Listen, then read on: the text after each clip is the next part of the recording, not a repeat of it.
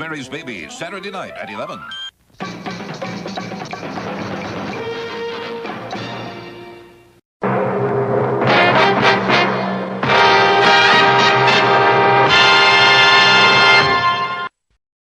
Hey!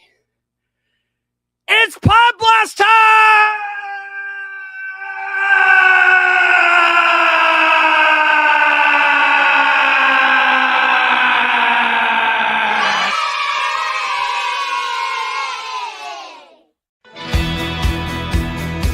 This ain't just a show, it's a time machine. Buckle up, pop culture fans.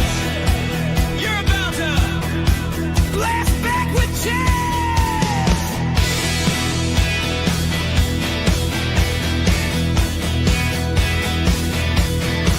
He's got the clips, got the knowledge, got the spark. Digging through the past, lighting up the dark. 16 millimeter film, vintage frames, toys and trivia, retro games, comic books, oh they're his thing. Bringing back the joy that nostalgia brings. Let's back, rewind that track. Saturday morning in a pod blast flash. Famous deaths, iconic scenes, laughs and legends from your childhood dreams. Now flip the switch, take it slow. We're going back to the golden glow. Grab your snacks, press play, don't miss your chance.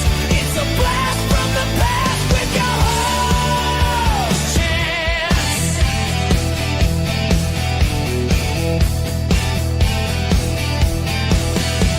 Vintage commercials, Saturday flicks, old school toys and pop culture picks. From He-Man battles to joystick days, it's memory lane in the wildest ways. He's got the reels, the facts, the fire, and encyclopedia of retro desire. Comic books, got them collectibles, showing off. Celeb birthdays, trivia toss. Chance drops knowledge like a retro boss. And he's got that 80s hair. In spirit, a blast back, rewind that track. From VHS to 8-track.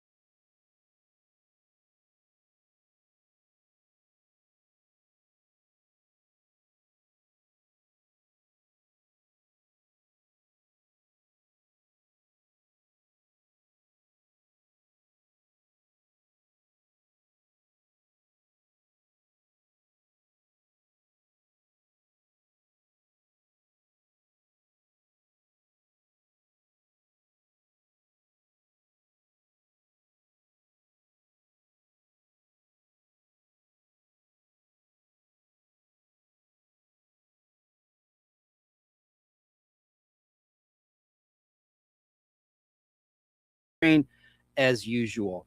And as Steve Harvey says when he hosts Family Feud, we've got a good one for you today.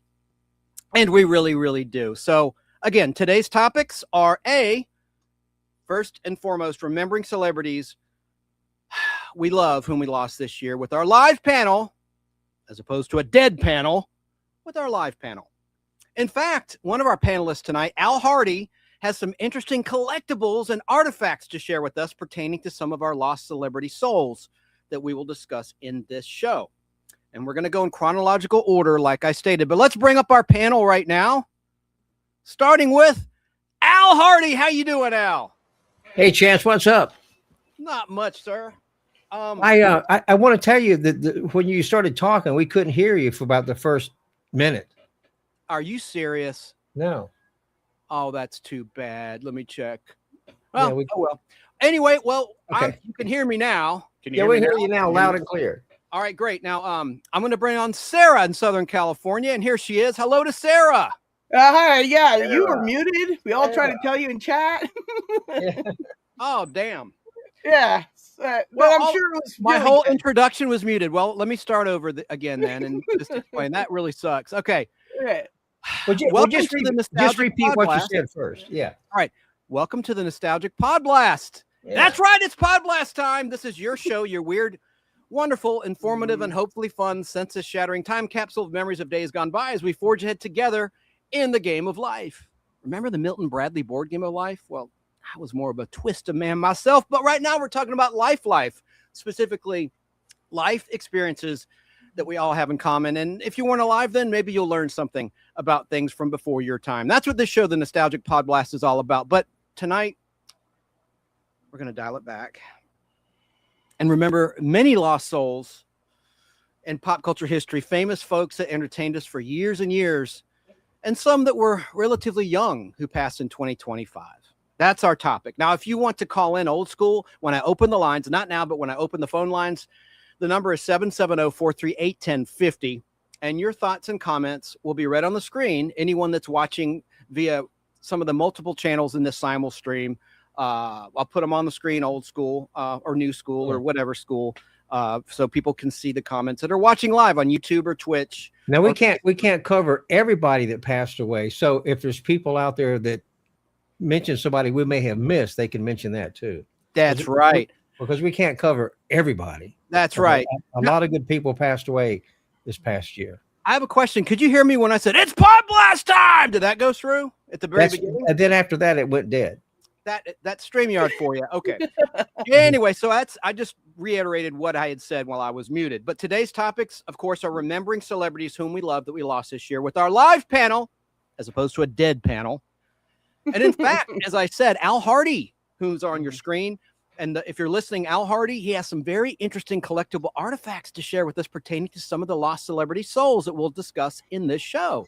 And we're going to go in chronological order, starting with January 2025, all the way to December 2025. Right. Now, Mikey's supposed to be here. I sent him the little link. I don't know where he's at. If he's in the chat, check your Twitter inbox or X inbox, because I sent you the link, because Mikey's supposed to be here. Hope he's okay. Well, he may show up at any time, you know.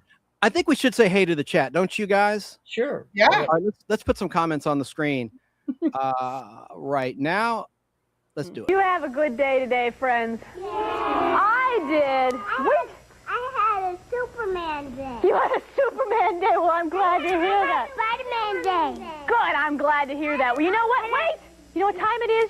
It's time for me to see the friends at home in the magic mirror. Romper bumper, stomper boo. Tell me, tell me do. Magic mirror, tell me today, did all my friends have fun at play?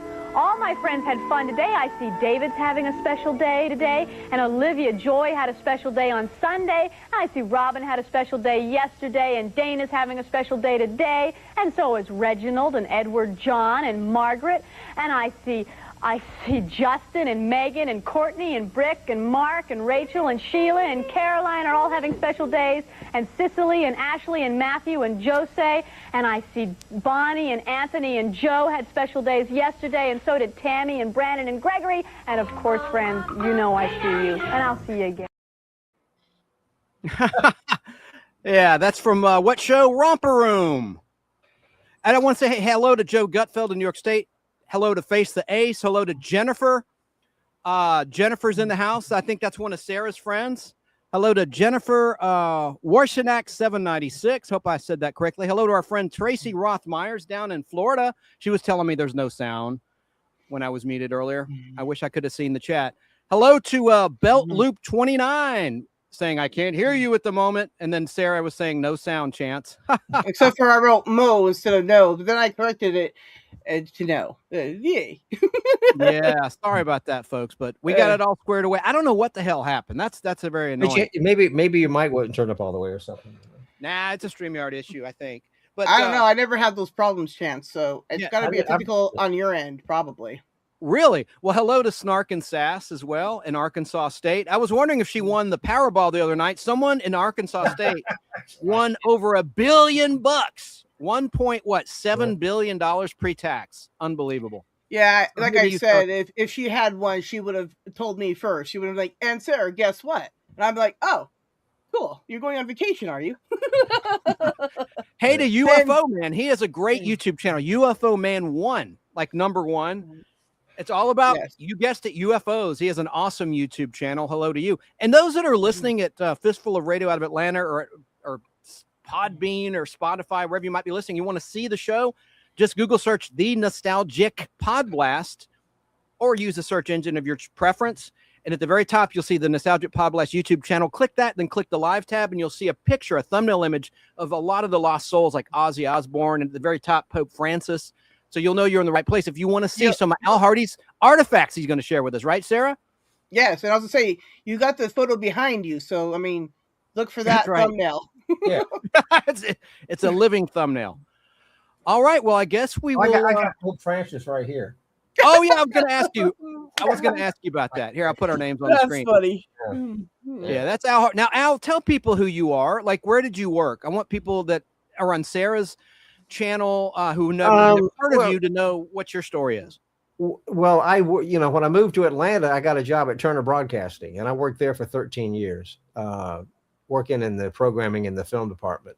And so it was one of the best jobs I've ever had. So, and I did that, and also worked radio part-time on the weekends at Kicks, a country station. I was a disc jockey, and I did that and worked at Turner, and then ended up working with Chance over at Cumulus Media way after that.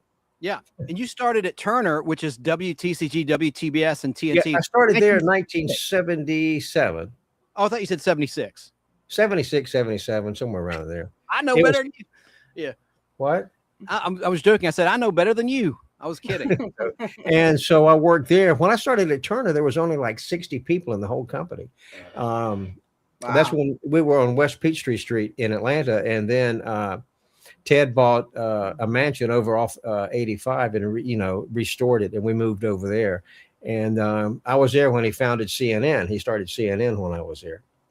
And so I worked there, and CNN and TBS, WTBS were all in the same building. CNN was downstairs and WTBS was upstairs. It was a lot of fun. It was one of the best jobs I've ever had.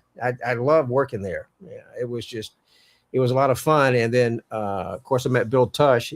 He was one of their announcers there, and they had the Tush show. It was just a lot of a fun time. It was just a great time to work in television. Well, that's awesome. That's awesome. And when you say you ran the film, that's how the reruns of old movies and TV shows and cartoons were shown. Channel 17 was the first station to go on satellite, and it was all over the country. And they called it the Superstation when they went on satellite. And when I started working there, the call letters were WTCG, Turner Communications Group.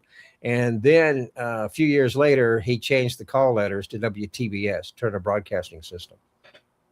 And you literally would run a projector to show the reruns. That's pretty cool. Well, I was in the control room. I ran everything in the control room. Just like a radio station, you have a big console there, but it's a video console for television. And I worked. That's where I worked. That's so and cool. The programming was on film and videotape, and all the commercials are on 2-inch videotape. Nobody knows what that is, but you and I. It's just like it was fun. I mean, working in television was a blast. I worked in television in my hometown of Wilmington, North Carolina. I worked there right out of high school, so I knew a little bit about television. And we were an NBC affiliate there, and I learned how to switch and program. I would stay after the 11 o'clock news. And the engineer would teach me to run the console during the Johnny Carson show. And so that's how I learned how to run the console for television, was during Johnny Carson. And then cool. I just took that with me when I came to Atlanta. I walked into Channel 17 right off the street and applied for a job, and they hired me the same day. Very cool. I put the link for Mikey in the chat. Oh, go ahead, Al. I didn't mean to cut you off. It was a small company back then, but Ted grew it. I mean, he just did a bang up job, and he was a great guy to work for. Then he bought the Atlanta Braves, and then the rest is history. Very cool. So Anyone here trying to look for Mikey? I don't know where he's at. I had sent him the link. This is all inside baseball stuff nobody cares Right. about. I sent him the link to join, and he's AWOL. Hope he's okay. So let's say a quick prayer Well- for Mikey. You know, it is the holidays, right? Still, so he could just be out. He's up in Canada. Yeah, he said he would be available, but I'm not going to lose any sleep over it. I just don't want him to feel slighted. We don't have the best communication because he literally only has a phone for emergencies because his phone was stolen by a homeless person. according to him. Yeah, And they hacked his YouTube channel. So yeah. it's a little dicey. The only way I can communicate with him is through private message on X because I'm not on Facebook until I get a situation worked out where I was hacked by the Vietnamese. That Let's was get interesting. let's get started on the people who passed away. Yeah, Yeah. good. Thank you for getting us on topic. Let me show a picture. This is the first one on my list from January 1st, 2025. And this is one of the Osmond brothers, and that would be Wayne Osmond. Let me adjust the camera so that you guys are not blocked when I put a picture up. How about that? Let me see how to do that. Nope. Nope. Well, I mean, There it's it is. There you There go. That's good. You could just leave it like that during the show, so you're going to be showing images. Yeah, because when I take the picture off, what happens? It goes like that, and I'll have to adjust it. But anyway, so okay. Wayne Osmond was born on August 28th, 1951. He passed away, as I said, on January 1st, 2025. And real quick, we're not going to go through like a biography channel long thing about each of these lost souls, but we do want to mention them. Yeah, he died on January 1st, which was a Wednesday. Of course, he was a singer, guitarist, and founding member of the famous family act, the Osmonds. And he was 73 years old when he died. He died in Salt Lake City Hospital after suffering from a massive stroke, his sibling Meryl said on Meryl's Facebook page. Meryl Osmond. Well, he was young. That's just really sad, you know. Yeah, It is. it is sad. And Well, I you love know- the Osmonds and I love the Donnie Marie show, as you know, Al. Well, you know, I told you before on the podcast that I met Donnie and Marie when I was working at Kicks, the country station, and then 106.7 was a country station, and they showed up and they were on the morning show with Rhubarb. And so after they were on the show, they came in and I was doing production. And so we recorded a lot of liners and stuff with Donnie and Marie. They were very, very nice, you know. Cool, yeah. Too bad we didn't have cell phones back then. I would have taken pictures, but anyway. I You think know there's how some they were pictures. discovered, don't you? The Osmond family. Andy Williams show. They're very good, sir. You knew it. I'm impressed. That's Yeah. right. Yeah. Very good. All right. So next on the list. All right. So he's passed away. Right? Donnie Osmond's first big hit was One Bad Apple. Yeah. And then one of his big hits was Puppy Love. You know that. Oh yeah. That was a remake of the Paul Anka song. That's right. Now, this gentleman, the next on our list, this is number 2 of those that died in 2025. Now, if we skip someone, let us know in the chat. But this is Mr. Brenton Wood. He died on January 3rd, 2025. And I'm going to show you his picture now. There's Brenton Wood. Ah. Now, who is Brenton Wood? Well, He did the Oogum Boogum song. very good. He's the singer best known for the Yeah. Oogum Boogum song. That's a great song. I love that tune. Yeah, he was 83 when he passed away. So he was really good. I liked his music a lot, and I like that song. So, and his manager said he died from natural causes in Moreno Valley, California, surrounded by family. Moreno Valley's that's not too far from me. Really? Oh yeah, Yeah. you're in Southern California, of course. Oh. Yeah. Well, I'm in Temecula now, but when I was in Hammond, I was closer to Moreno Valley, but Moreno Valley's not that far from me. Very cool. Yeah. Well, You got next it in up, the I word. don't have a photo of this person. They took their own life, and that's not why I don't have a photo. But he's really known for being married to someone, Aubrey Plaza's husband, Jeff Baina. He died on Januaury 3rd, 2025, according to multiple reports. He was 47 years of age. The LA County Coroner's Office confirmed his death and said his body was found at a home in Los Angeles, California. And the medical examiner's report listed the cause of death as suicide. So That's sad. Wow. it is, and he had about a dozen films to his name. Most notable movie credit was the co-writer of the 2004 film I Heart Huckabees, starring Jason Schwartzman, Jude Law, and Naomi Watts. And in 2014, he wrote and directed Life After Beth, a zombie comedy starring Aubrey Plaza, his wife. And it was nominated for the Grand Jury Prize at the Sundance Film Festival. All right. Well, rest in peace. Don't let depression get you. Right?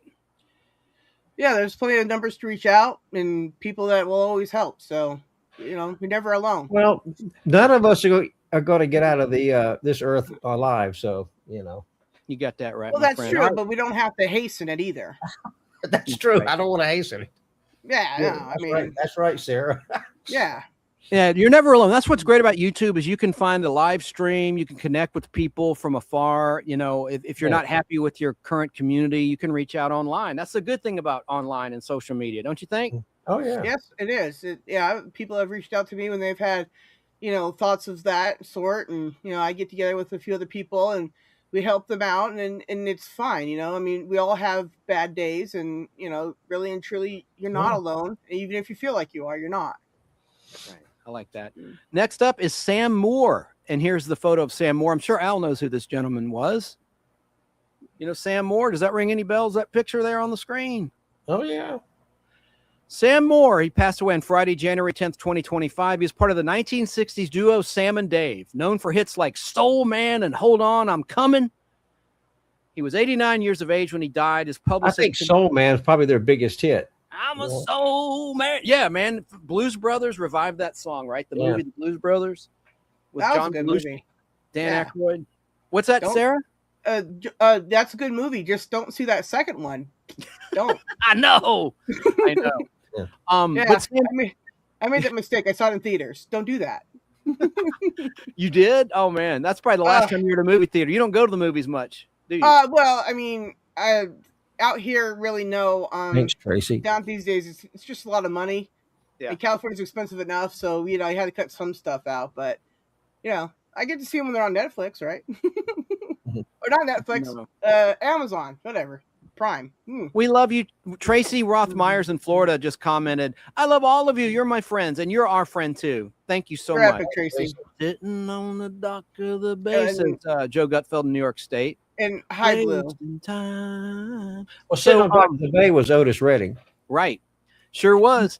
But Sam he, Moore, he recorded that song and then was killed. He never lived to see the success of that song. it's terrible. I did know that. But Sam Moore, who is on the screen now, anyone who's watching, this publicist confirmed his death to the Associated Press, stating that he died in Coral Gables, Florida, due to complications while recovering from a surgery. So rest in peace. And he's a 1992 Rock and Roll Hall of Fame inductee. Yep. Wow. No, he was great. And he influenced great acts like Michael Jackson, Al Green, and Bruce Springsteen. Oh, well, that's good. Now, next up is an actress. Now, Tracy down in Florida remembers this lady really well. Now, if I say the name Leslie Charlson, would you know who that is? Anybody on the panel? Leslie, I'm not sure of that. I'll just show you. She was an actress on General Hospital. Oh, yeah. Oh, she's got a familiar face. I remember, Yeah. Hang on. Let me fix everything. There we go. I think. All right. I'm trying to get the images right. See, it doesn't look right to me. Well, there we go. No. I'll never get it right. No. I had it right before. Just I leave think them in it's the column. Let's leave them in the column like that. It's the size of the photo because it's widescreen. Anyway, and by the way, we're on vertical for the first time. As Sarah knows, she's a StreamYard guru. StreamYard and YouTube. I think YouTube might have started this, right, Sarah, where you can have a stream on horizontal and vertical for phones primarily, but it's a separate chat in each one. Yeah, it's awful. I don't like it. Well, It's most everybody, landscape. like on TikTok and Instagram, they use the vertical image on the phone. So Right, yeah, but see, just that's set the up that thing. way. It's not so good if you're watching it on the TV or the computer or the tablet. It's not that good. That's why I always have it in landscape, and you can just switch it back to landscape on your side there, Chance. Right. Okay. Now, by the way, I kind of gave you a trick question. I said Leslie Charlson. The H is silent. Her name is Carlson, actually. Leslie Carlson, who's on your screen. She passed on January 12th, 2025. She's known for a role on General Hospital, the soap opera on ABC. She was 79 years of age when she died. And she's a daytime Emmy-nominated actress, and she played Monica Quartermain on General Hospital for nearly 50 years. Yep. Wow. So next up, this is one Al's going to take away from me. And I have a clip to play a person. This is a big loss, and this is someone who came up in the chat. We're talking about Al. Let me make you big, If we're talking about David Lynch, are you ready with your picture for David Lynch? Or do you want to talk about it while you get the picture? Talk about David. Let me get his picture. Well, I'll tell you about him real quick while you're getting that all set up. David Lynch died on Wednesday, January 15th, 2025. He's a filmmaker and artist. And he was 78 years of age when he died, just a few days shy of his 79th birthday. And David Lynch is considered one of the best directors with a dark, surreal, and sometimes unsettling artistic style. My favorite movie he directed was filmed actually in my hometown of Wilmington, was Blue Velvet. There you go. Yeah, I got it on the screen, your picture there. Yeah, David Lynch. Yeah, Blue Velvet, that's a creepy movie, right? Well, you know, another creepy movie, if you know, is one of his first movies, Eraserhead. Yeah, and he did Lost Highway, Mulholland Drive, and the Yeah. TV show Twin Peaks, which has a cult following. Did you watch that, Sarah, Twin Peaks, with your dad? You know, I didn't watch it when it first, came out, but then I caught the reruns when I was much older, right? And I actually enjoyed it. I didn't get very far in it, though, before I couldn't watch it anymore, but it was great. I also caught some of the remake of the show or whatever, and that was pretty good, too. So I actually enjoyed it. I want to go back and rewatch them all now that I'm way older and I can appreciate that stuff way more, But also Dune was good. Yeah, the first Dune was not a big hit, really. I loved it though. That's one of my favorite things that he ever did was Dune. Al, Well- take it away about David Lynch. I'm going to get some coffee. The movie Eraserhead, that was one of his first movies, and he kept, it took him over a year to film it, and they filmed the movie from midnight until 6. They filmed it all in the overnight hours. It's a very bizarre movie. It's like he's on a trip or something. And of course, it's called Eraserhead because of the main actor. His hair looks like an eraser. But he filmed that movie in a warehouse, and he filmed it all during the night. They would get together about 10 o'clock and start filming at midnight and go all night long. That's pretty And cool. so, and then when he would run out of money, they wouldn't film for a while. It would just sit. Then when he raised more money, he would go back and film more scenes. Yes, it's very disjointed. Yeah, Eraserhead is one of the most bizarre movies you'll ever see. I still don't quite understand it, but that was his first big hit, and I've got the DVD. It's in black and white, and him and his wife or girlfriend, they raise a baby, and the baby is really kind of a little monster. He's not a real human, and the baby's crying all night long. It's just the most bizarre movie you'll ever see. Is Chance back? Yeah, I'm back. Well, I'll show you a picture of Eraserhead. Oh, hang on. There you go. Look at that. Now this is from 2000, but this is there you see. And the guy that plays the part, I have to look at that. It was his first movie. He'd never done a movie before, but he was a friend of David Lynch. And Well, that's creepy. it's a creepy movie. Let's see if there's anything on the inside. Oh, and while you're doing that, Deadly Chihuahua says Wild at Heart. Yeah, Wild at Heart. Yeah, he did that with Nicolas Cage. Here's a picture of the DVD. So that's, if you can see, that's the picture of. Yep. That's great. I like that. That's Movie's a real trip. I mean, it's just, for lack of a better word, you might understand it if you were kind of on something. I guess. I don't know. Pat Brewer's asking, who is David Lynch and what did he do? Well, Al just said. If you rewind, that's probably a comment from a while back before you explained. Oh, yeah, there it is again. And look, Deadly Chihuahua also liked Firewalk with Me, right? There you go. And Tracy's saying Eraserhead is a cult classic. It is a cult classic. epic. Get a Blue Chicken 2 in the chat. Have you seen Blue Velvet? Joe Gutfeld says he hated Blue Velvet. Oh, I love Blue Velvet. It's just, I love the movie. It was filmed in Wilmington at the Carolina Apartments. Isabel Rossellini's apartment was filmed at the Carolinas apartment. It was filmed in Wilmington, but the movie takes place in Lumberton, a town called Lumberton. Now, Lumberton is a real town, and it's about maybe 30 miles outside of Wilmington.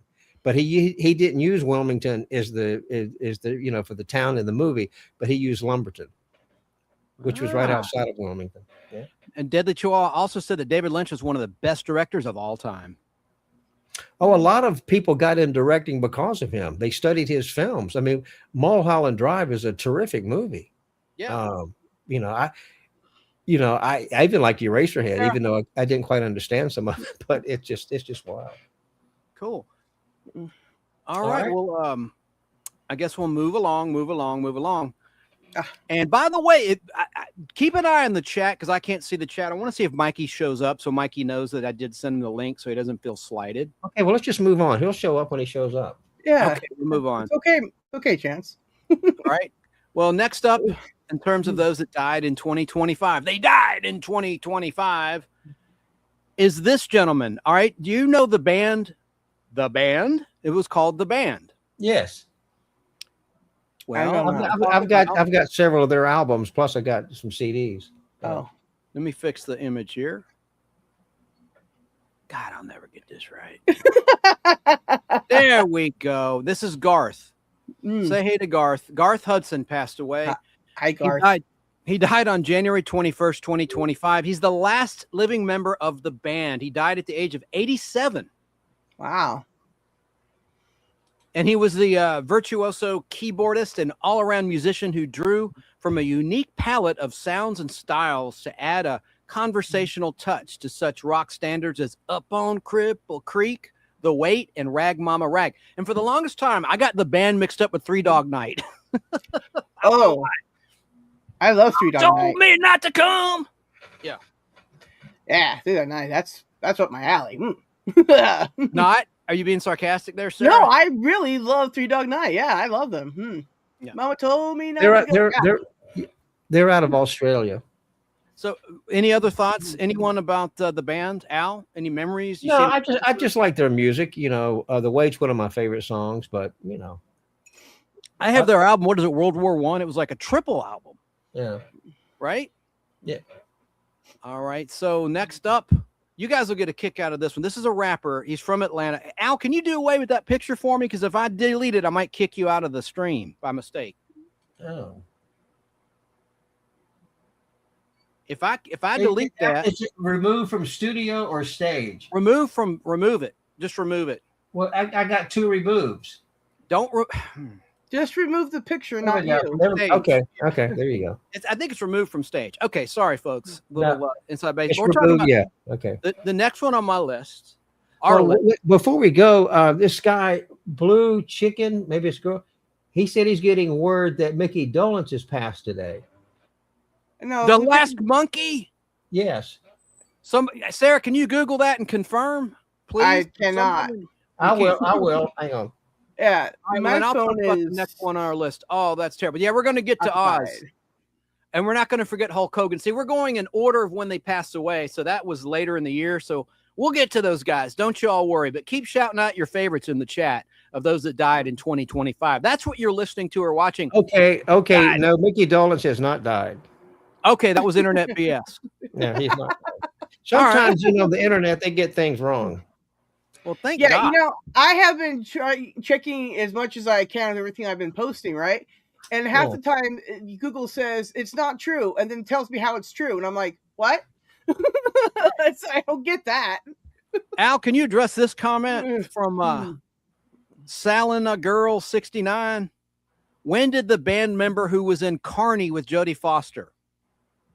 The movie Carney. That's a movie with George C. Scott and a young Jodie Foster when she was a child. Carney.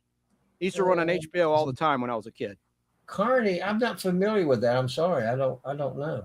Have you seen the movie though? No. Sarah, have you seen it? I've never seen the movie. No. Oh, it was a joke. He tried to punk us about Dolan's dying. Is that one of your people said? No. I'm not familiar. That's pretty good. Okay. All right, who's next up? Okay, next up is this person. This is a rapper who passed away rather young, and I'll get his picture. This is DJ Unk, And I'll just quickly tell you about DJ Unk. Let me just fix this. This is going to drive me nuts, y'all. There we go. So DJ Unk. Here's the funny thing. I don't have a D key on my keyboard, right? So when I tried to label the picture, it came up junk. Because there's no D. It's DJ Unk, like uncle, but spelled U-N-K. Like, and so when I tried to label it, it said junk, not because I couldn't put the D for DJ Unk. Anyway, he passed away on Friday. I don't have a D key. I typed so hard, the D key flew off my computer. He does type hard.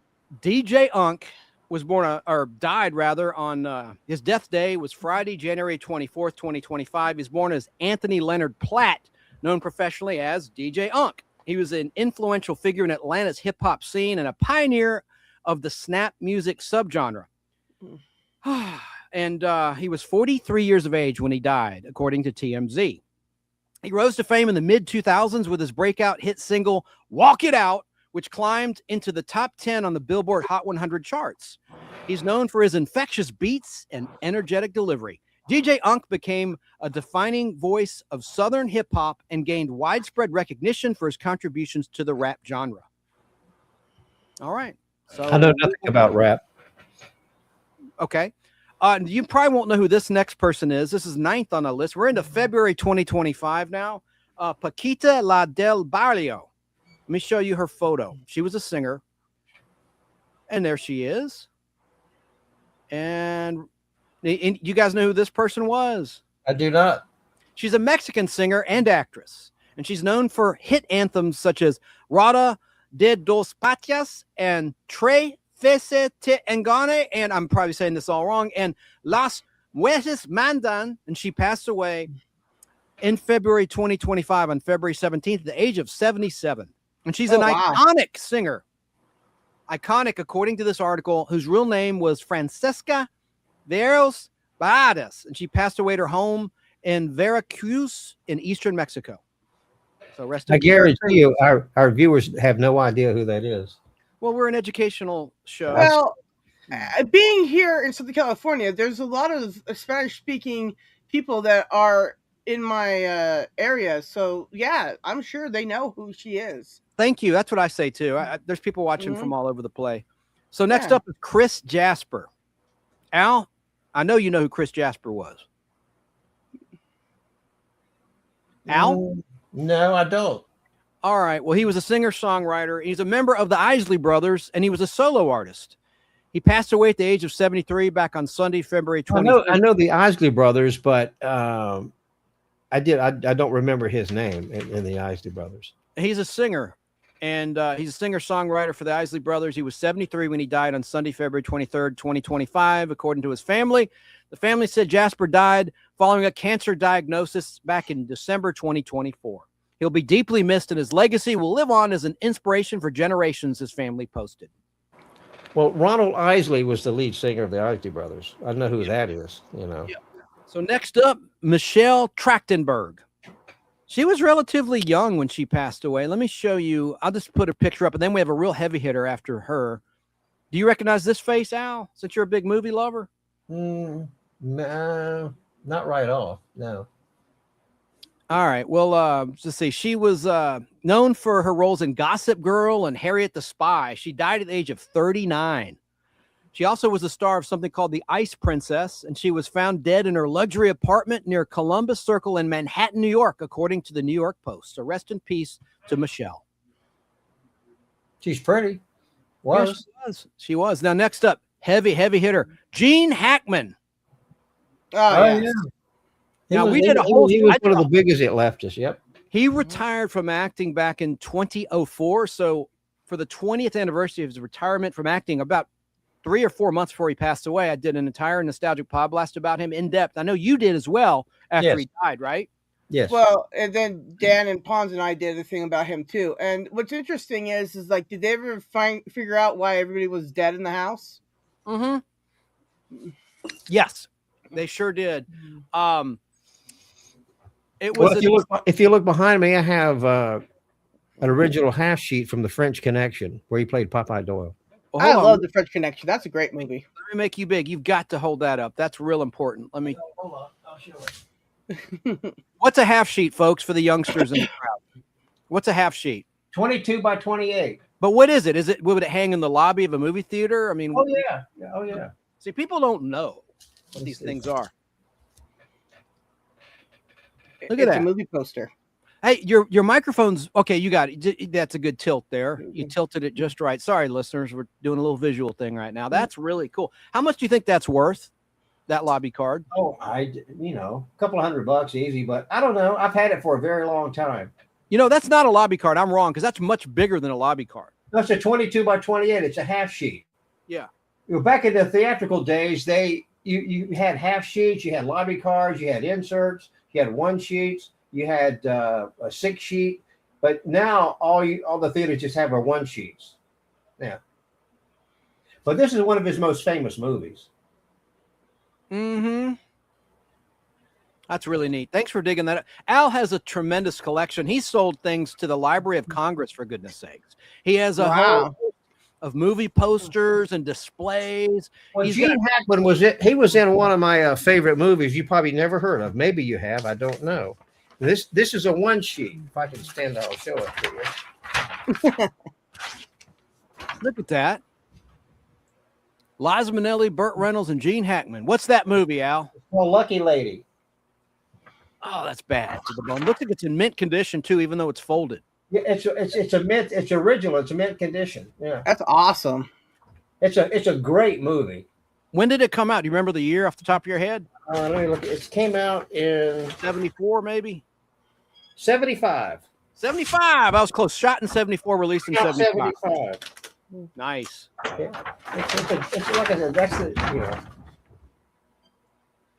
Very cool. Yeah.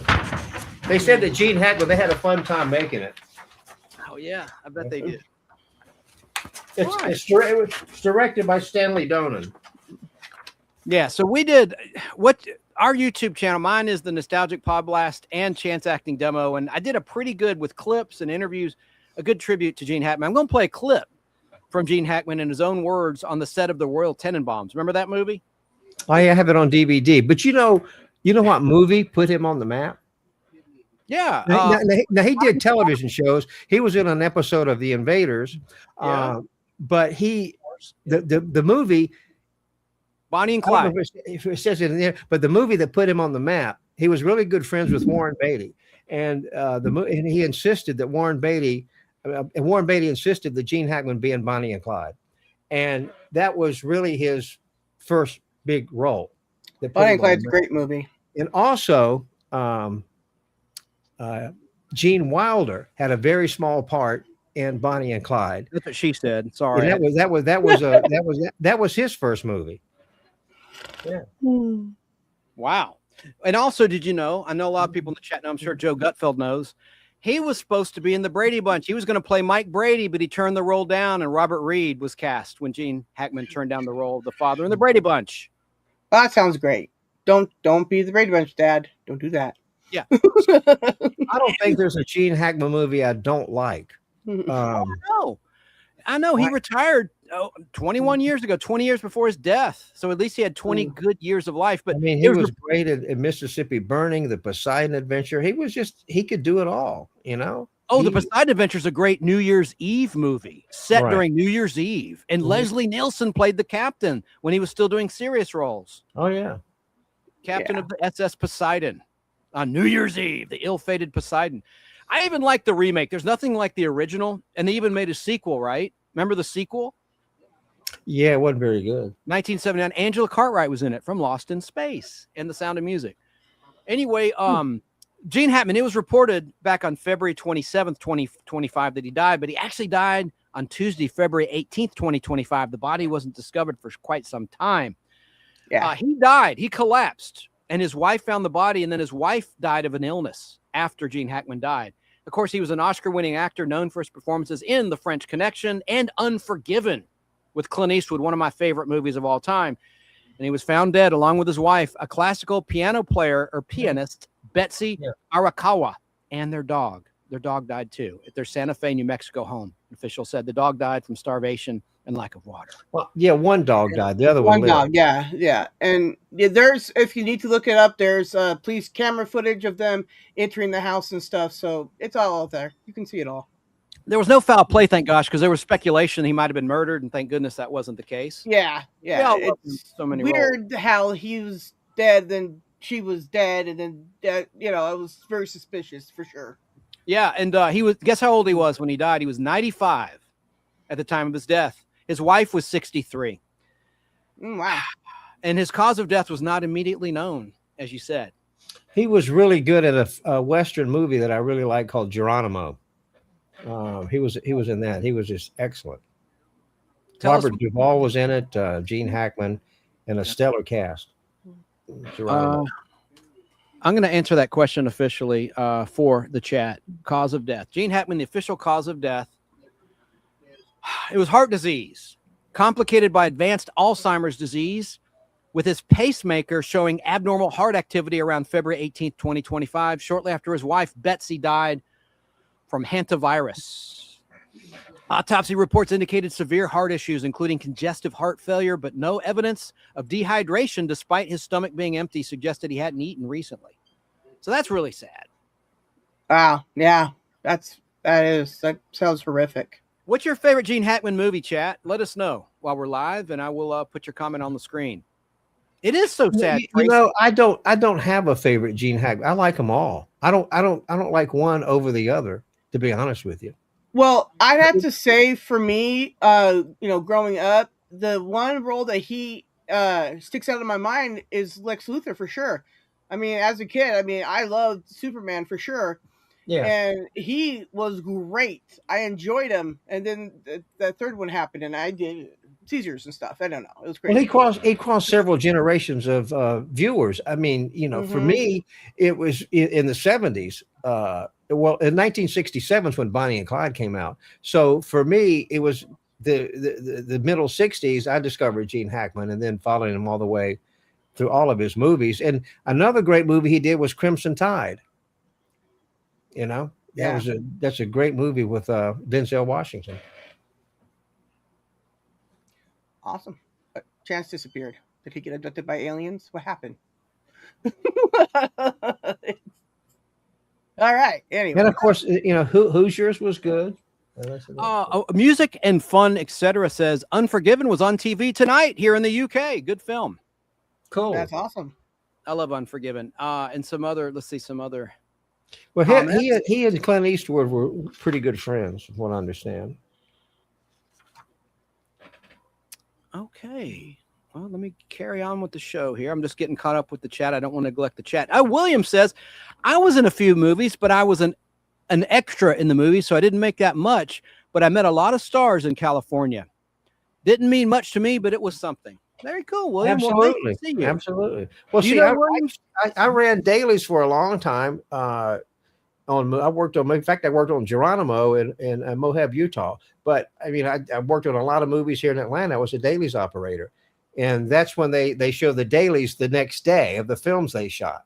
And so, but now most everything is shot digital, so they can watch their dailies almost instantly after they shoot it. Yes, they can. I've seen it many times on the set. Do you know William? Hey, William, welcome to the Nostalgic Pod Blast and My Flock is Everywhere YouTube channel, and Al's Place. Al's Place. Al's Place on YouTube. Yeah. Sarah, do you know William? No. William, No, I how did you find us? I'd really like to know. And also, Girl 69 says Estelle Parsons and Willy Wonka. Was Gene Hackman in? No, he wasn't in the remake, was he? By Tim Burton? No. I never really. No. I couldn't get into it. But I didn't watch it. What's that? I didn't watch that remake. I have self-respect, It's the original. Joe I don't Gutfeld, watch that. Joe Gutfeld answered my question about the best Gene Hackman movies. He chooses Hoosiers, Class Action, and of course Superman the movie and Superman 2. Oh yeah. 1 and 2, very good movies. I like them. Oh, Minus and Lois William Lane. says when he was an extra, he met Clint Eastwood and he met Dennis Weaver, George Burns, and George Burns was a decent man. I met Clint Eastwood at Turner. You did? I met him in The Trouble with the Curve in Atlanta. He was No. directing and starring in it with Amy I Adams met, and I met him. Justin Timberlake. I met it at Turner. He was in town promoting a movie he did. It was it was based on the life of John Huston. Something elephant. I can't remember the title, but anyway, that's when I met him. Oh, and Salinger Girl 69 also says, why was there no wellness check on Gene Hackman and his wife? Yeah, his daughter didn't check on him. Yeah. Well, it's sometimes, it's just,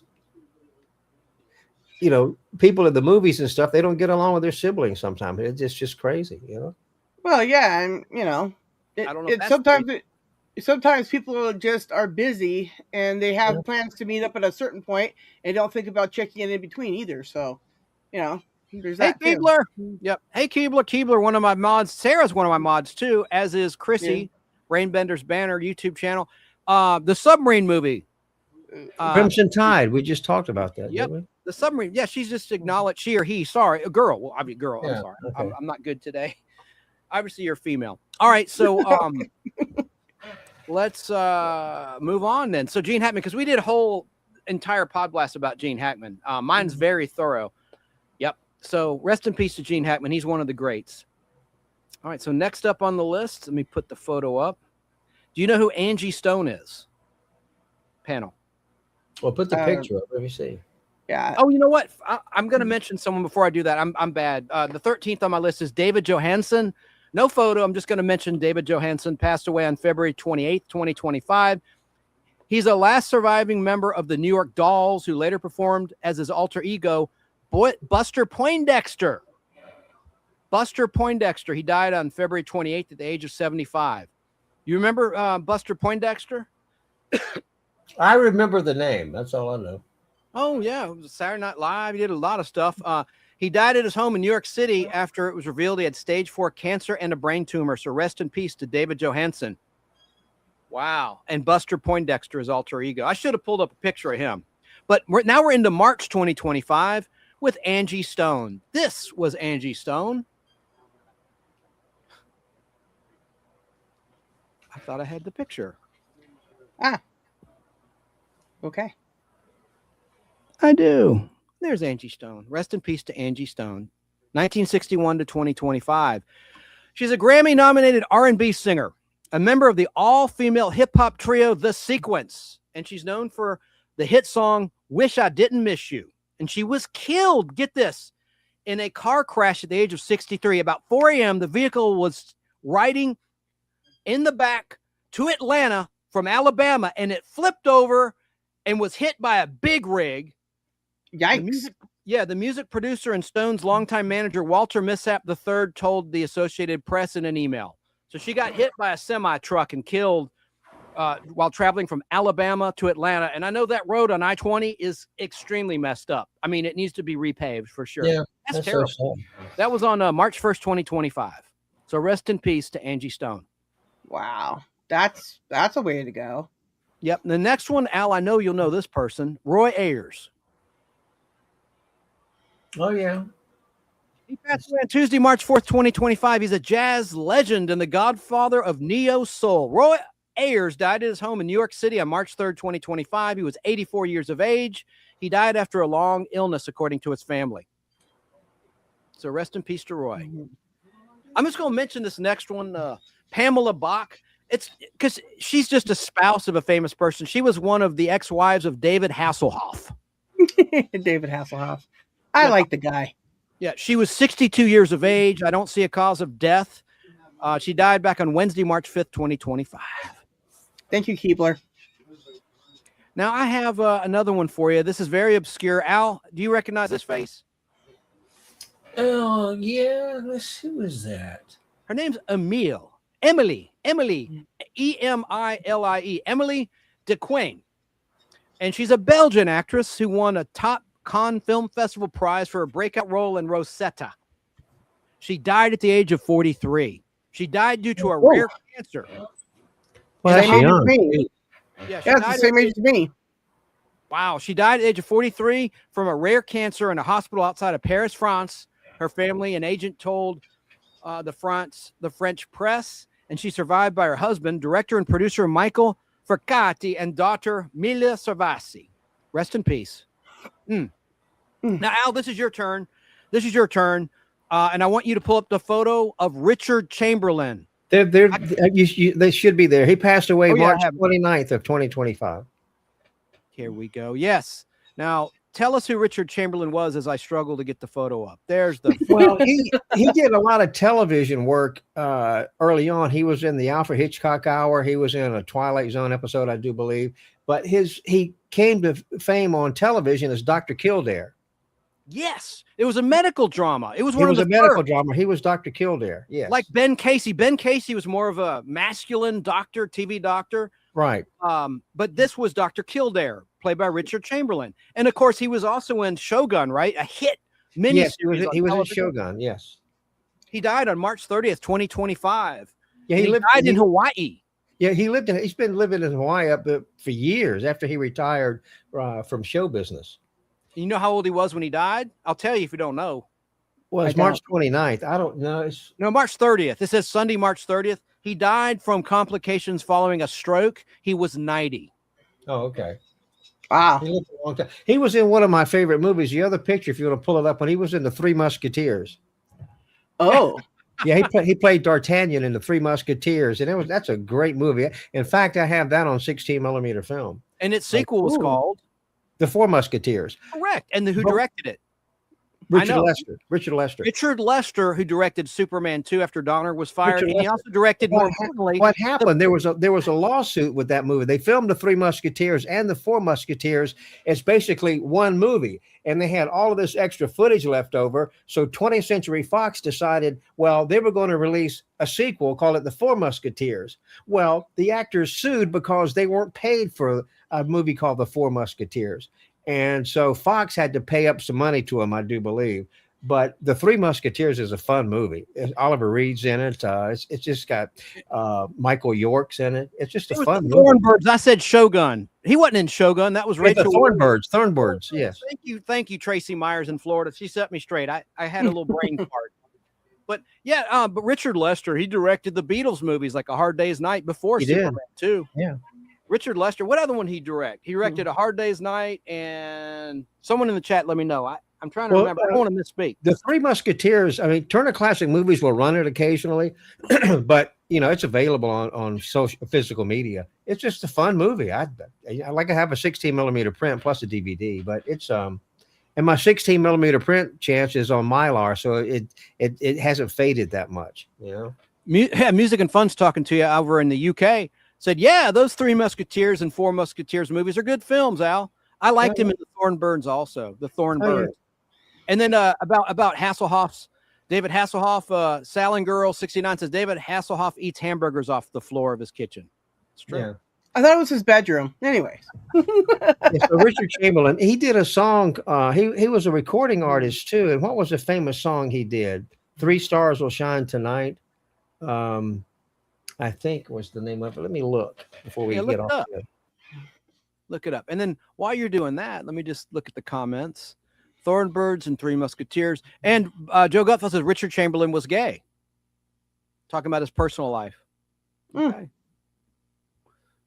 Yeah, he lived with his partner in Hawaii. Let's see here. What was the song? Well, no, it couldn't have been. Was his partner, golly, Gomer Pyle himself, Jim Neighbors. He lived in Hawaii. What was the song? Hey, I Googled it, but I don't know the song. I was kidding. I guess my joke fell on deaf ears. Richard Chamberlain was involved with a Gomer Pyle. Now, everybody knows Jim Neighbors, before he passed, he was a macadamia nut farmer. He was very successful at that out in Hawaii, one of the Hawaiian islands. Anyway, sorry. Go ahead, Al. Al? Is he gone? No, I turned my mic off because I was asking, but I don't, Three Stars Will Shine Tonight, I think is the name of the song. Another person that was in the Three Musketeers was Raquel Welch, and she was great in it. She was funny. I love Raquel Welch anyway. Yeah. She passed away some years ago, but it's a great movie. I agree. All right, I'll take him away. Oh, okay. Bye, Richard Chamberlain. Rest in peace, Richard Chamberlain. Absolutely. Absolutely. All right, let me get on R.I.P. to my list. everyone. We've got a big one now. We're talking about Val Kilmer. Ah, yes. Val Kilmer. That was a tough one. Now we're into April 2025. Whoa. Oh, you know what I didn't do? I have to go back. I never played the clip of Gene Hackman, so I've got to Well, do that. Hold We'll it, just- hold it, let's- Val. Let's Stay just right come there, back Al. to what? Well, let me. I got to play this clip. It's brief. I've got to because I spent the time pulling it up. Let me get it. We're going back to Gene Hackman now, and here is Gene Hackman in his own words. Real good chance in his own words, Mhm. talking about the Royal Tenenbaums. Are you ready for this, Al? It's brief. Yes. Well, Wes called my agent a couple years ago and wanted to meet me. And so I had lunch with him at a hotel here in New York. And he told me that he had an idea for a film that he'd like me to be in. And I asked him not to do that, not to write it for me, because I don't particularly like the things that are written for me. I'd rather kind of invent things that are, rather than have to do something with somebody's idea of who they think I am. Funny, kind of peculiar situation. But anyway, we had a nice chat, and after I told him not to do it, he went off and did it anyway. Royal is the patriarch of the family, the kind of displaced patriarch. He's been separated from his wife for, I think, 20-some odd years. Disbarred lawyer who is trying to, in his latter years, trying to win his way back into the family. Well, I think he probably has a sense of mortality that it's getting close to the end for him, and that he wants to make amends and have some love. He's been always a selfish man, and he wants to get back with the family. I feel it. Here we go. So I cut that one short. All right. That was Gene Hackman in his own words.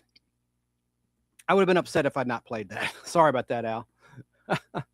But let's talk about Val Kilmer, who died on April 2nd, 2025. And I do have a clip of him, which I'll play. Well, I guess I could play it. I'll play it in a second. I want to show his picture I just had up. What are y'all's thoughts about Val Kilmer? Well, I didn't see that one coming for sure. Yeah. I was just like, Val Kilmer, like, what? Really? Are you being sarcastic? Because he was sick for a long time. You're kidding, right? Or are you serious? No, I was serious because I thought that he was gonna be okay. Honestly, I guess I didn't follow it close enough, right? So when he died, I was just like, oh no, that's sad because there was a certain point in time where I wasn't really caring for his movies so much, but then I don't know, that point in my life passed, and I went back and rewatched a lot of those movies, and I was like, oh man, yeah, no, he's fine. I don't know what happened to me back then, but I was actually kind of upset about that. I really like Val Kilmer. And I like him in Willow. It's my favorite role he's in. Oh, Willow, yeah, that was good.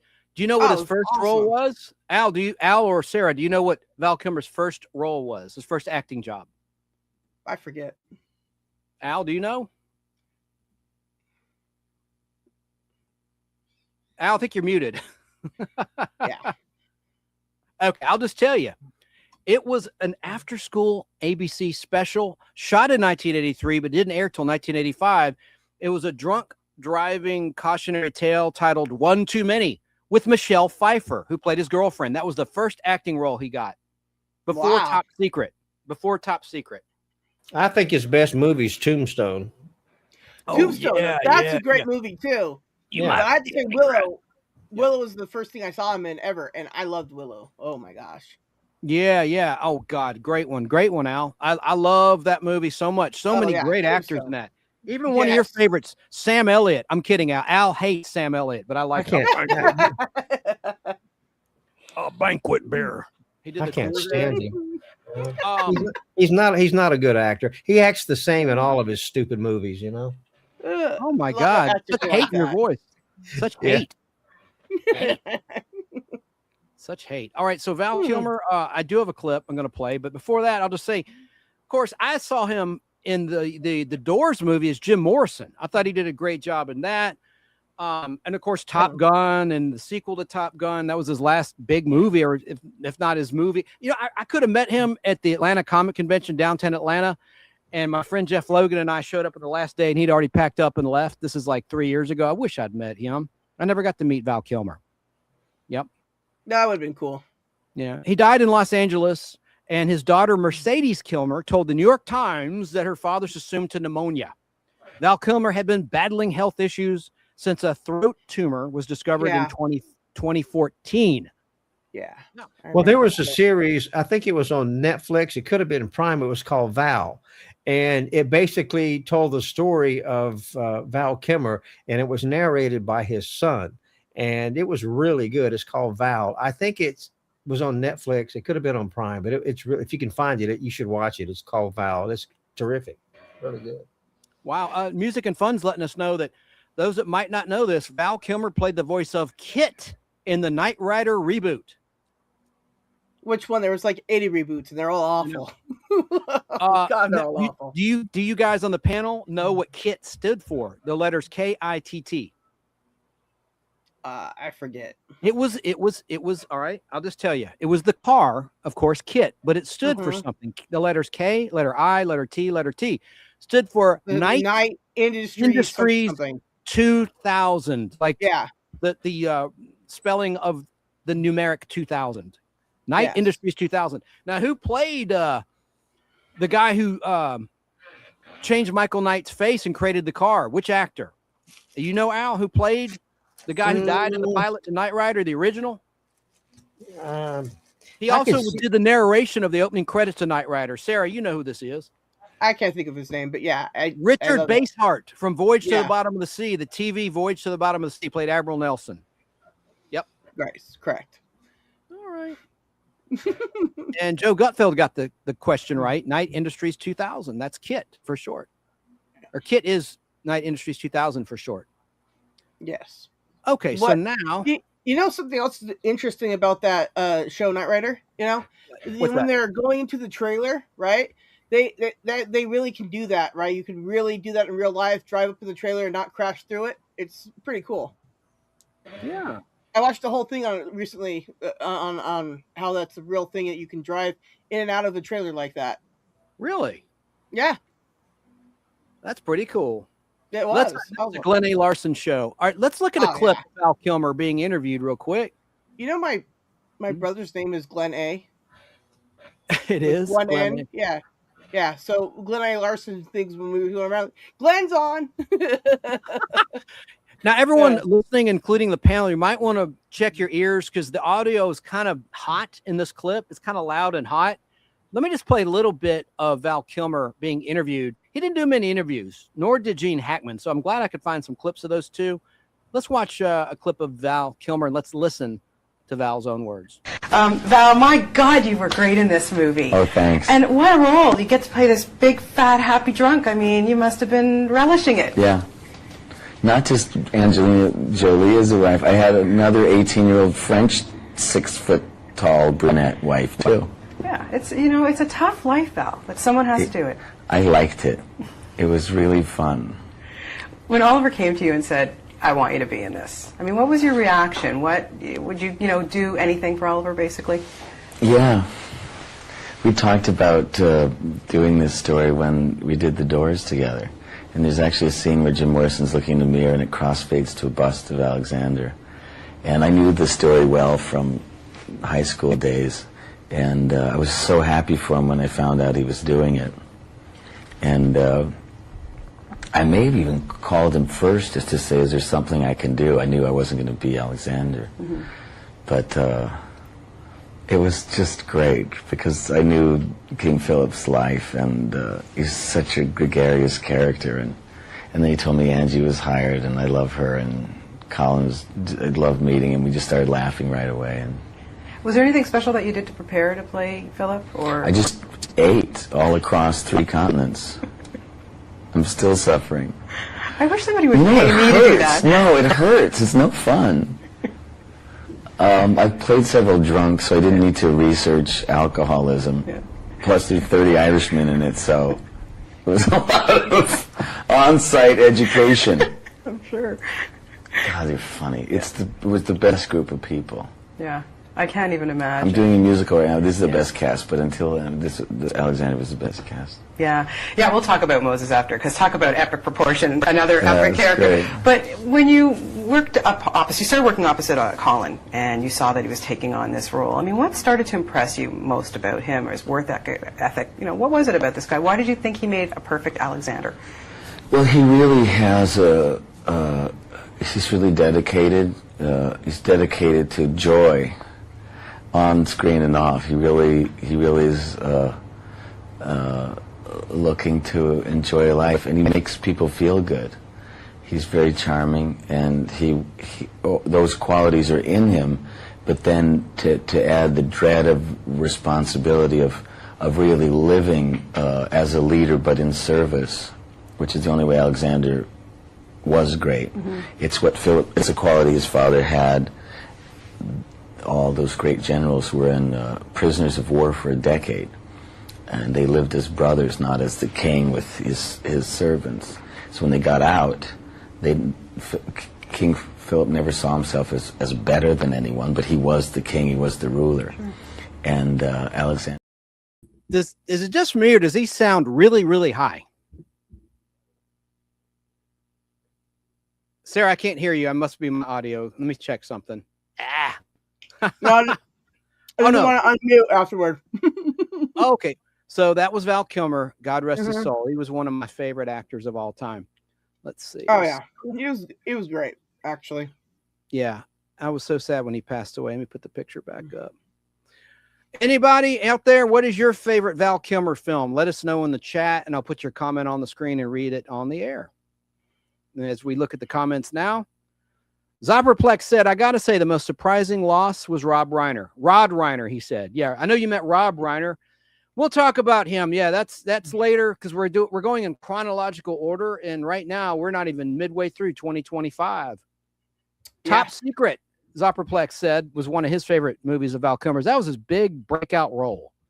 Sure was. All right, so let's look here.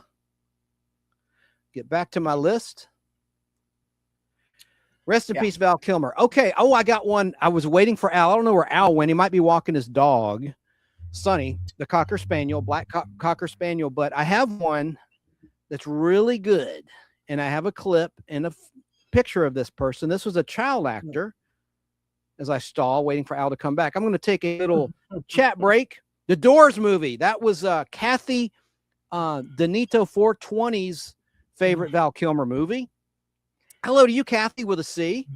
And Joe Gutfeld, New York State, said Top Gun and Batman Forever were his favorite movies starring Val Kilmer. I thought he was a great Batman. I really did. And he was only a one-and-done Batman, Val Kilmer. Yeah. Did you like him as Batman, Sarah? I enjoyed him as Batman, yes. Well, next up, we're going to talk about this, because Al will have a lot to say about this guy who died in 2025.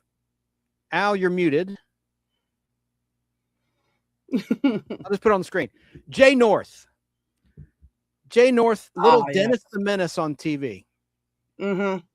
So a little bit about Jay North. Jay North, I have a clip of him. He died on Sunday, April 6th, 2025. Jay North, of course, is best known for playing the title character Dennis Mitchell in the 1960s black and white sitcom Dennis the Menace. He died at the age of 73. His longtime friend Lori Jacobson and booking agent Bobby Vent said he died at his home in Florida and he had colon cancer. Now, Al, who was your favorite actor? There were two actors who played Mr. Wilson, the neighbor of Dennis the Menace on the TV show. Who was your favorite? Al? He's still Al. muted. He's still You're muted, Al. We can't hear you. Can you hear me now? Hear you. Yeah. Yes, we can. I don't know how that got muted. Anyway. No, for whatever reason, StreamYard's not unmuting. Oh, I know what it did, because I turned the mic off on my board and it turned it off on StreamYard. Oh, okay. Well, don't hit so many buttons, my buddy, and that won't happen. Well, no, I had to go out and take Sonny out. He had to go pee. Okay. Who was your favorite actor who played Mr. Wilson on Dennis the Menace? The first one. What was his name? I don't know, but I didn't like him. I like Gail Gordon. who was No, Mr. I didn't Mooney. like him. I liked the first Mr. Wilson because he'd go, "Oh, Dennis," you know.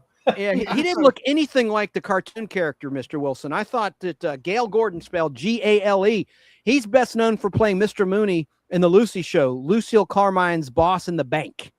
That was part of his probably Gale Gordon's best known role, right? Wouldn't you agree with that, Al and Sarah? Oh yeah, of course, yeah. And he also was in the Danny Thomas Show. Gale Gordon was in the Danny Thomas Show, which was renamed Make Room for Daddy and rerun syndication. But yeah, Jay North. Let's play a clip of sad Jay North. He's with one of my least favorite personalities in this clip from the 90s. Okay. Cannot stand this person that's interviewing him. And she also had colon cancer. Joseph Kearns was the guy's name. Yeah, the first Mr. Wilson. Yeah, Joseph Kearns. I always liked him. Yeah. Oh man, I forgot to play my David Lynch clip. I'll do it at the end of the show. Damn, I did want to play in his own family show.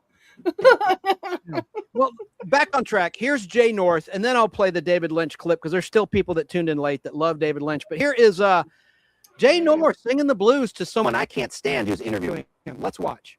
Was seen, and I would come off the set, and everybody would say, "Hey, you did a great job," and then I would get a slap across the face, or taken into the dressing room and get a spanking or a verbal tongue lashing or whatever. And she would just physically, she would grab my hair and just shake me, and just made life a living hell for the whole 4 years. And my uncle was very abusive too. Did you say, "Mom, I hate this. I don't want to do this anymore"? Unfortunately, I never told my mom about the problems on the set because my aunt and uncle threatened me with physical abuse if I revealed that to her. So I was terrified and intimidated of everybody on the set, the production people, my aunt and uncle. I mean, they just made my life a living hell, all of them. The cast was wonderful. I want to make that very clear up front. The cast was wonderful. Herb Anderson, Gloria Henry, Jeannie Russell, all wonderful people and very, very supportive of me. I don't think they weren't really aware of all of the physical abuse. They were, very aware that there were problems, and they could tell that I was an unhappy child, and that I only came alive and became this outgoing, happy little boy when I was in front of the camera. But when I was, off the camera, away from the camera, and around the stage, I was a very quiet, introverted kid, and they realized that there were a lot of problems. I had a fascination with a science fiction film called Village of the Damned, which was a science fiction classic about these blonde children who had this power where they could look at people and take control of their minds and make them do horrible things to themselves. And I wanted to do that to people. I wanted to hurt people, and I wanted to cause them the pain that they were causing me. I wanted revenge.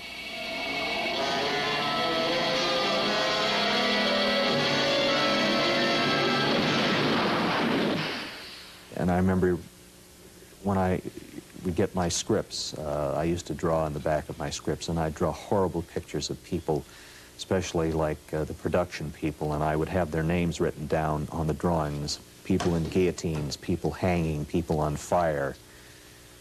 Just horrible drawings of people being tortured and killed. And how old were you? I was 7, 8, 9. And nobody ever bothered to look in the script and look at these pictures and say, here is a child that is in real deep psychological trouble. Wow. What do you think about that? It's funny on StreamYard when my mic is muted. When you go back, I have to unmute it myself. Right. I just said that StreamYard wasn't unmuting after the clips. Oh, I didn't hear that. I'm sorry. That's okay. I Anyway, noticed that today. Jay North feature. was kind of bitter. He didn't enjoy doing Dennis the Menace at all. I agree. You have Mommy Dearest as your mom. Ugh. Yeah, and I can't stand Katie Couric, who interviewed him there. I didn't know who that was. Wow. Okay. Well, she looks different with the short hair. Katie Couric used to be on the Today Show on NBC. And that's where that clip's from, the NBC, the Today Show from 1990-ish, 91, 90, something like that. Yeah, he was definitely a bitter guy about his acting days. I cut that short because they were starting to show movie clips like Village of the Damned. What do you think of Village of the Damned? By the way, a little trivia about that before you answer that. The remake was the last movie Christopher Reeve did before he was paralyzed. It was released in 1994. John Carpenter's Village of the Damned, and Mark Hamill was in it. So you had Luke Skywalker and Superman together in that film, and Mark Hamill played a preacher in Village of the Damned, the remake by John Carpenter. What did you like the original Village of the Damned, Al Hardy and Sarah? I did. You know, I can't remember if I've seen the original, but I definitely saw the remake, and that was awesome. I enjoyed that. So I know I would love the original because I'm kind of like an original person. Like I love the originals way more than remakes usually. Yeah, usually remakes they drop it. Well, Dennis the Menace made a couple of movies. He did two movies at MGM. One was called Zebra in the Kitchen, and the other one was called Maya. So he did 2 feature-length films when he came off of Dennis the Menace. Keebler says, I disagree. He liked doing Dennis the Menace. He didn't like the people behind the scenes on the crew. Yeah, but the people made it miserable for him. I mean, he often said that. He may have enjoyed doing it, but the crew, they were just, you know. And he says, Zupperplex says, that's a potential serial killer right there, referring to Jay North, I assume. Terrible. Hey, Snarky in the Arkansas State. Well, later on, Jay North, he kind of changed his tune a little bit towards the end. He wasn't so negative on Dennis the Menace. So they do still play Dennis the Menace. It's on Antenna TV in terms of terrestrial television, rabbit ears, in terms of free over the air in the USA anyway. If you have an affiliate near you of Antenna TV, you can catch Dennis the Menace, right, Al? Yeah, it's still on Antenna TV. It might be streaming on Pluto, or it should be. Who owns that? Universal owns Dennis the Menace, I believe. Isn't that a Universal show? MCA? Didn't they have the MCA logo? No, it's not an MCA. I don't know who owns it. It's not MCA. Are you sure? I thought it was MCA. Universal. Look it up. And if you don't mind, sir. So now, while you're doing that, I'm going to play a quick clip of David Lynch talking about the creative process. It's an important one. It's only 2 minutes long. Less than that. I'll cut it before the full 2 minutes are up. But this is the late, great director, David Lynch. We already talked about him earlier. Forgot to play this clip. Check this out. An idea comes, and you see it, and you hear it, and you know it. How does it come? It comes like on a TV in your mind.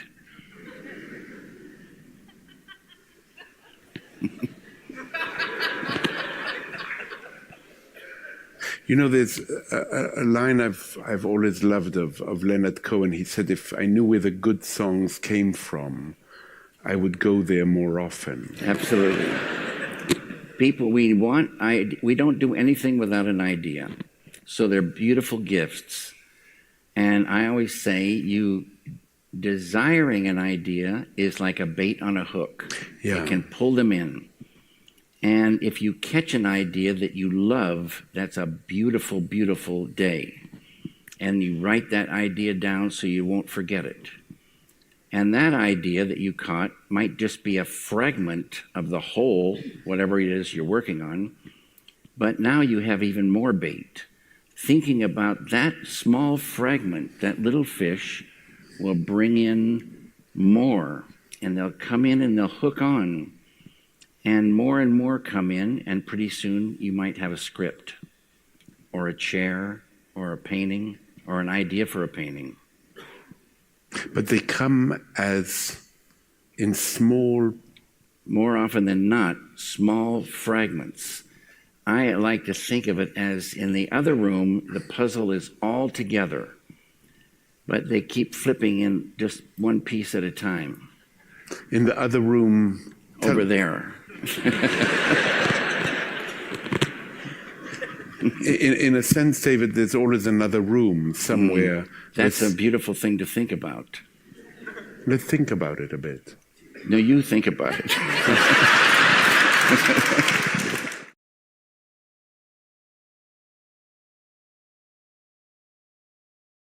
Okay.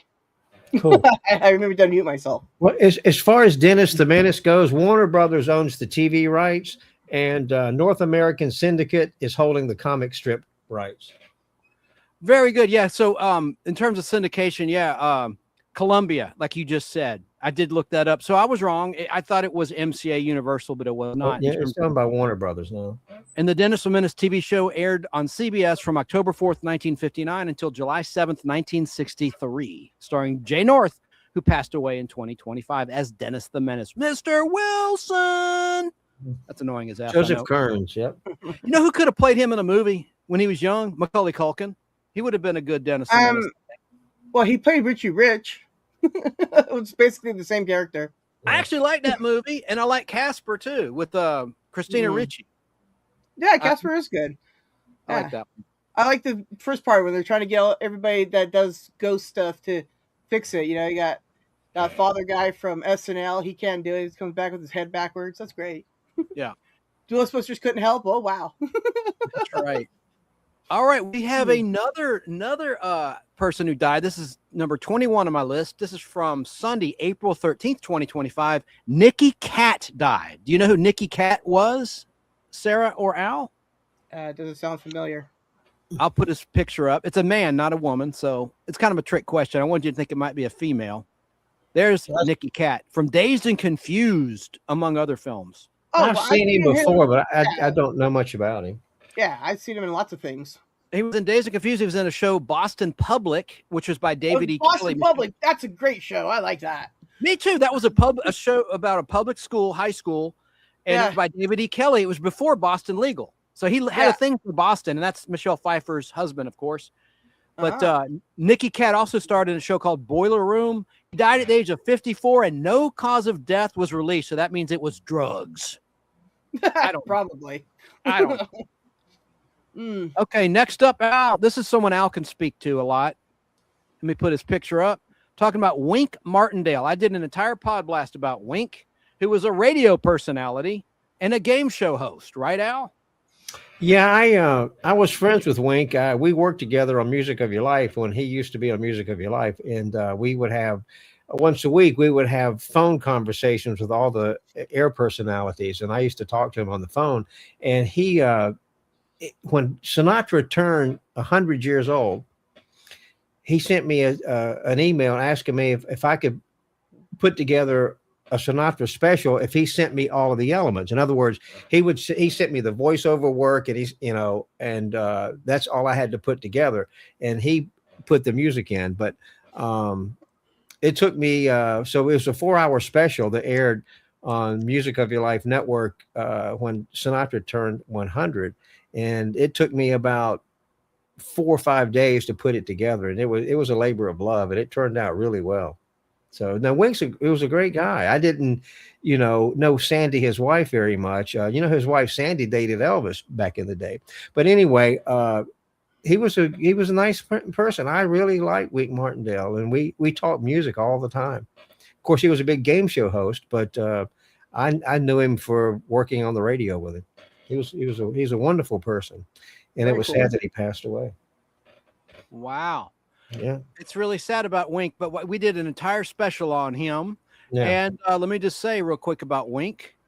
So Wink, as I said, he died on tax day of all days, April 15th, 2025. He was a legendary game show host, and he was 91 years of age. That's a nice long life. And he had a 74-year career in Hollywood, hosting a number of game shows, not just Tic-Tac-Doe. He also hosted a show called High Rollers and Gambit. And he also was a close friend of Elvis Presley. Yeah, he worked at, he introduced Elvis on the radio. Elvis came by the radio station and to visit Wink, and that's how they met. And so, but he's from Tennessee, but he worked at WHBQ radio in Memphis, and Elvis used to come by and be on the radio with him a lot, and they became really good friends till the end. Now, when Elvis passed away, he did not go to the funeral because he was so upset about it. He wanted to remember Elvis the way he was, and so he just did not go to his funeral. Have you ever heard of Gilbert Gottfried? He passed away. Yeah. Anyway, he had a terrific podcast, and so he had Wink on the show, and that's one of the funniest shows and the most entertaining podcasts I've ever listened to. But Wink was a great guy. He really was. Very good. Let's look at a clip of Wink. Oh, Sarah, were you about to say something? I didn't mean to cut you off, dear. No, I was just saying, wow, that's cool. That's all. Have you ever heard of tic-tac-toe, Sarah? Well, yes, because you've mentioned it on several thousand occasions. Yeah. Well, thank you for your service. I've got a, hang on a second. I've got something I'll show you. I'll pull it up. All right, you have the screen. Oh, look at that. That's Wink. That's from Music of Your Life. That's his publicity for Music of Your Life. That's awesome. Yeah. Very nice. Very nice. Yeah. Okay. So, and also, Peter Marshall passed away this year. Put it up. Oh wow. Peter Marshall. Yeah, he hosted the Hollywood Squares, among other things. He was also on Music of Your Life. Dude, did you ever see the Hollywood Squares set like from behind? It looks very dangerous. Now, I went to a taping of the Hollywood Squares back in the day. Oh wow. Mm-hmm. You've talked about it before many times. You know who else was on Music of Your Life with me? Gary Owens. Yeah, from Laugh-In. We're going to talk about someone from Laugh-In in just a moment. But first, I'm going to play a brief clip of Wink Martindale talking about bloopers on the set of Tic-Tac-Dough. Let's listen and let's watch. Thing that comes to mind most readily, every fall, we did an over 80s tournament during ratings week. Sweeps. Yeah, fall sweeps. Yeah. And all the contestants had to be over the age of 80. And I remember we had one of our contestants was named Dr. Reba Kelly. And Dr. Kelly, she talked like this, and she didn't wear her teeth, and she, funny, but smart. She ended up, winning for the week, this particular week. And Dr. Reba Kelly was a widower. She was 88 years old. And during the interview segment, and I've never known, I'm going to tell you what she said, but I've never known whether Dan Enright and the producers gave her this response or whether she was smart enough to come up with this from the back of her mind, something that she had heard years before. I don't know. But this is what happened. I said, Dr. Kelly, at your advanced age, do you ever think about dating anymore? And she said, yes, Wink. I have 4 boyfriends. I said, really? She said, yes. I get up with Will Power. I take a walk with Arthur Itis. I come home with Charlie Horse, and I go to bed with Ben Gay. Well, truthfully, we had to stop tape. Audience went nuts. I couldn't stop laughing. Of course, as a host, you dream about, responses like that. But again, I've never learned whether they gave that to her, because nobody knew that I was going to ask her specifically that question. Right. Whatever.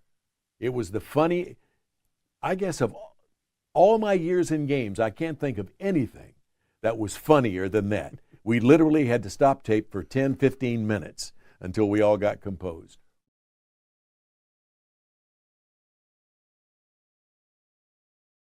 That's a good interview. I like that. Wink Martindale. Okay. So let me get back on track.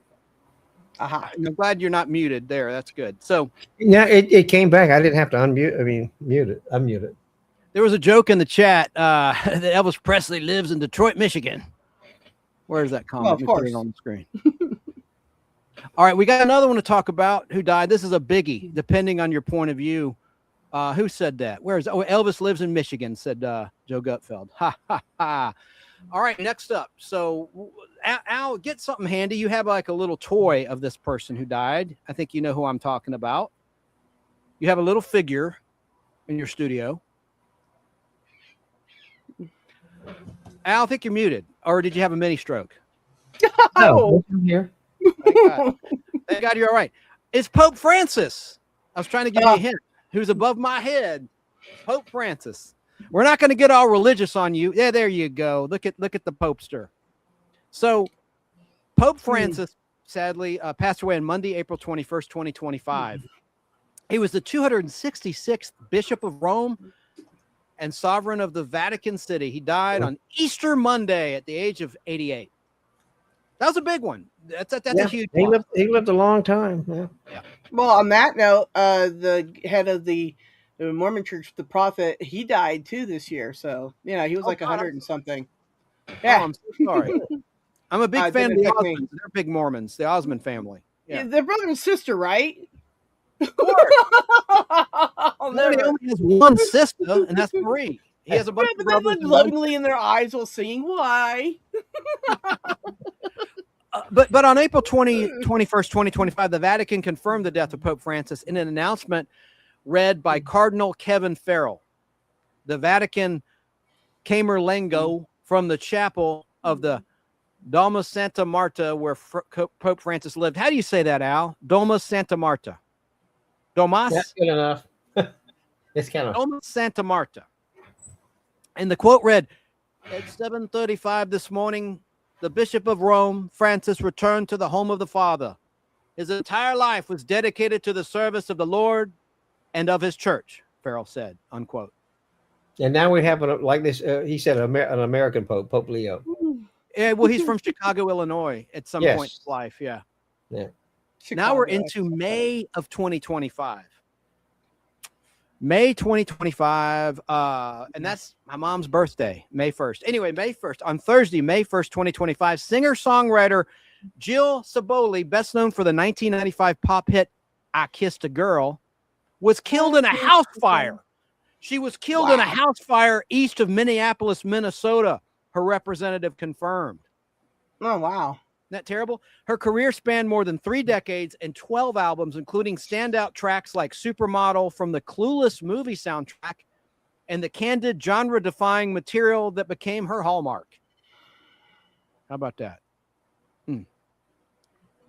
Now, next up, you were talking about Gary Owens, Al, a moment ago. Someone from Laugh-In passed away. And I love this lady. Do you know who I'm talking about? Ruth Buzzy. You got it. Ruth Buzzy. I loved Ruth Buzzy so much. She was so talented. Let me put her picture up. Ruthie, as she was known. That's how she looked in the Laugh-In years. Oh, she was funny. Yeah, she was. Do you have any memories of Ruth Buzzy? Did you ever meet her, Al or Sarah? No, I never met her. No. To my knowledge, I haven't met anyone from Laugh-In because that would be awesome, and I would tell everybody. There we go. I had to change the camera shot. Okay, well, I'll just tell you briefly that Thursday, May 1st, 2025, Ruth Buzzy, who rose to fame as the frumpy and bitter Gladys on that bench, park bench, on the groundbreaking sketch comedy series Rowan and Martin's Laugh-In, died. She was 88 years of age. Ruth Buzzy's agent confirmed the news, stating that Ruth Buzzy died Thursday at her home in Texas. She had been diagnosed with Alzheimer's disease and was in hospice care. Her loving husband took care of her until the very end. She was very underrated, I thought. And she was cute. She had a Jay Leno-like chin. I didn't want to say that, but yeah. Yeah. It's okay. There's no offense to that. I'm going to play a clip of Ruth.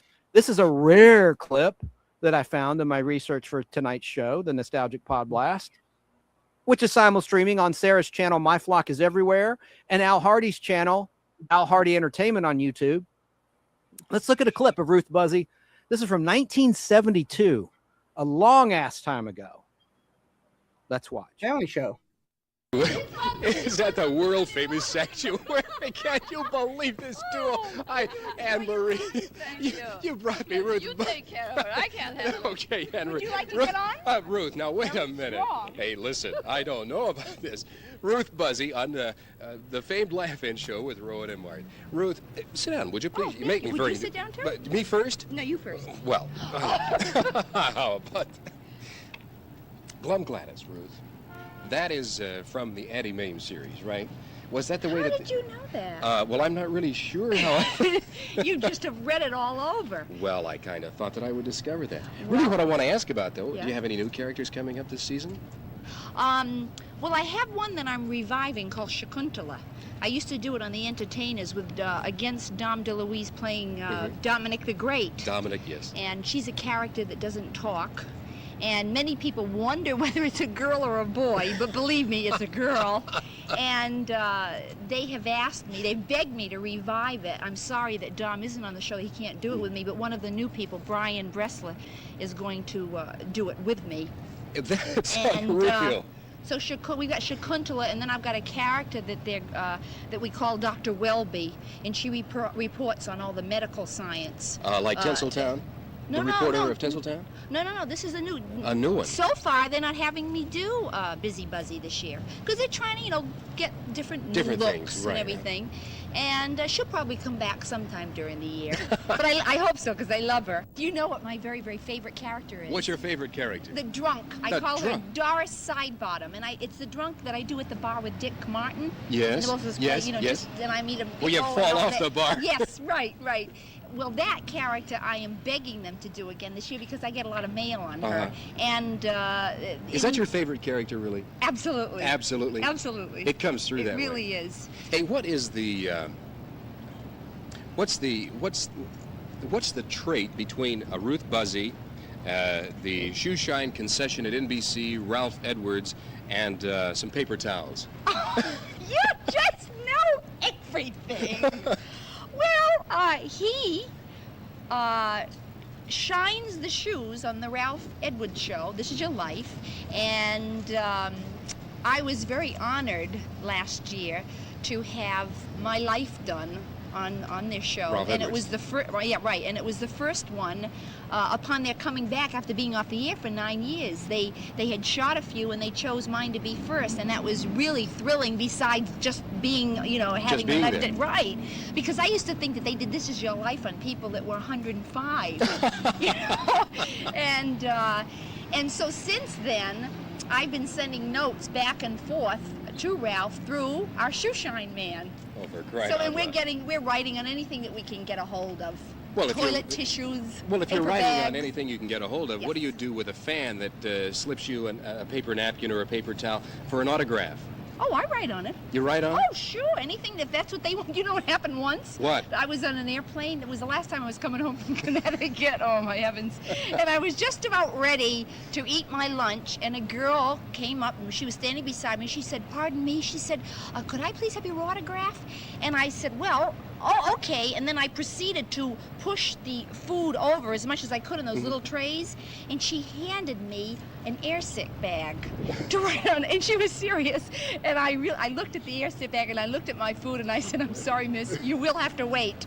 So she laughed, and while she left, and before she came back, I dumped the rest of my food in the airsick bag and autographed it and sent it And back sent to it her. to her? Yes, and she got a big kick out of that. Hey, you're in leotards. Does this mean you're dancing today or something? Oh, we're at the sanctuary. I'm doing my whole routine, my exercise routine that I learned. Well, you're into the Conte. exercise thing. Yes. 5 years ago, I lost about 32 pounds on Weight Watchers. You're putting me on. No. And a lot of people didn't think of me as being heavy because I'm Right. tiny from here. Right. But from here down, Look out. yeah, 40 inches in the hips when I started. All right. And the 32 pounds, lost that. Mhm. And on Weight Watchers, they suggest that you exercise once you lose your weight, and I never did.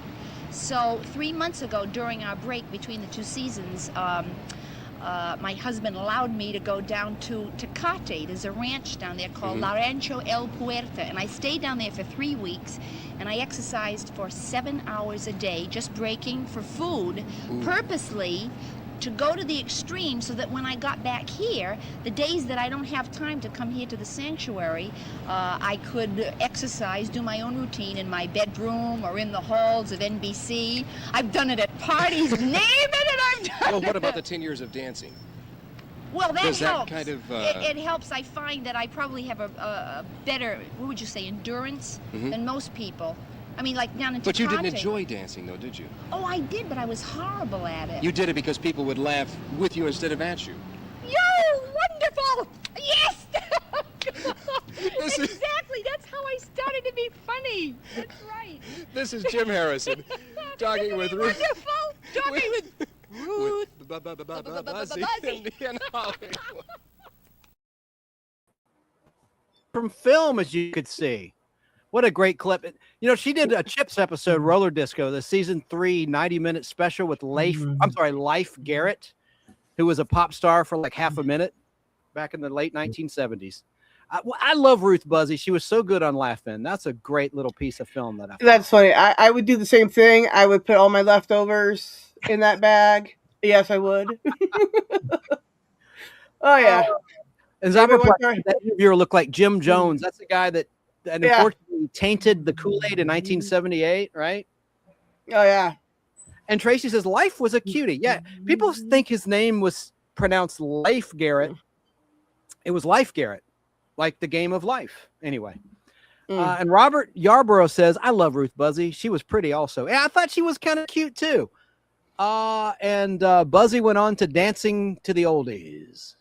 Is that like Dancing with the Stars? I'm not familiar with that one, unless it's a joke. Okay, so yeah, and Randall also said Ruth Buzzy was a gem, so talented. All right. Any thoughts on Ruth Buzzy, Al? No, I liked her on Laugh-In. I mean, she was funny. She was talented, you know.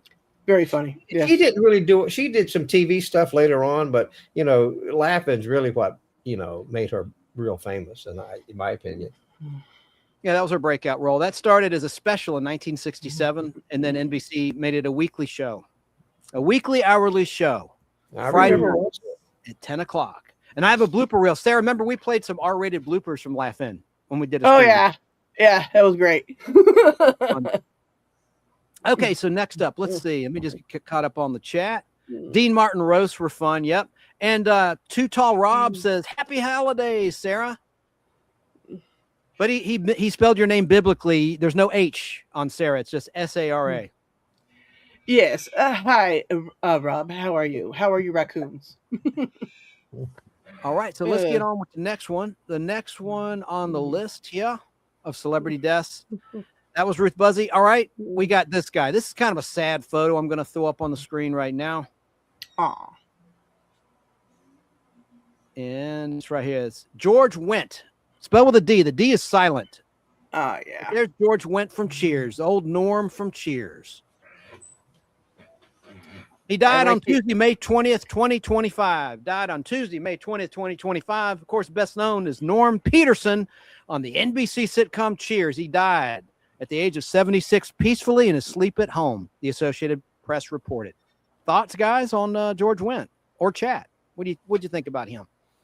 He's just awesome. I liked him in everything he did. I can't think of one thing I didn't like him in. Al, did you like Cheers? No, I enjoyed Cheers. I used to. That's one of the sitcoms I would sit down and watch. Yeah. I liked it. I wasn't allowed to watch it as a kid, so as an adult, you best believe I watched it all. I watched every episode. It's awesome. Joe Gutfeld says Cheers was so overrated. I disagree.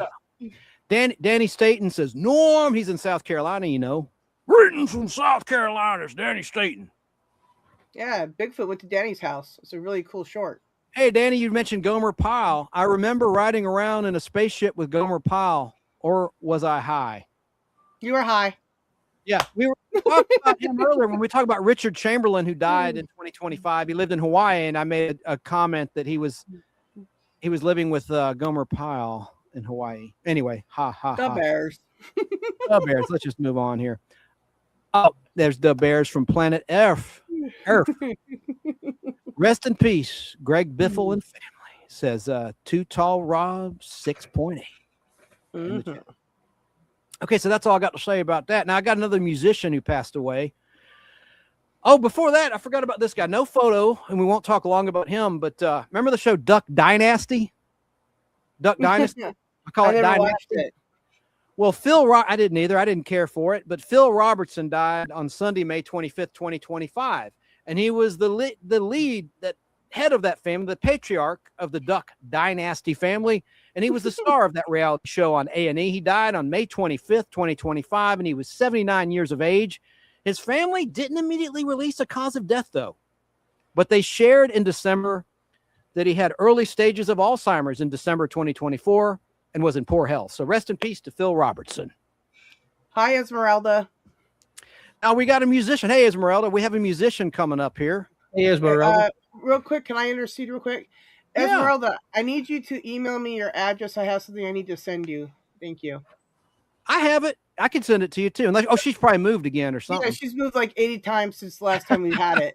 I almost went to go find the old one. I was like, no, I remember I deleted that because it's no good. That's right. That's right. Yeah. Planet said, Planet Dash Earth says Phil was a better quarterback than Terry Bradshaw at Louisiana Tech. I didn't know that. That's pretty cool.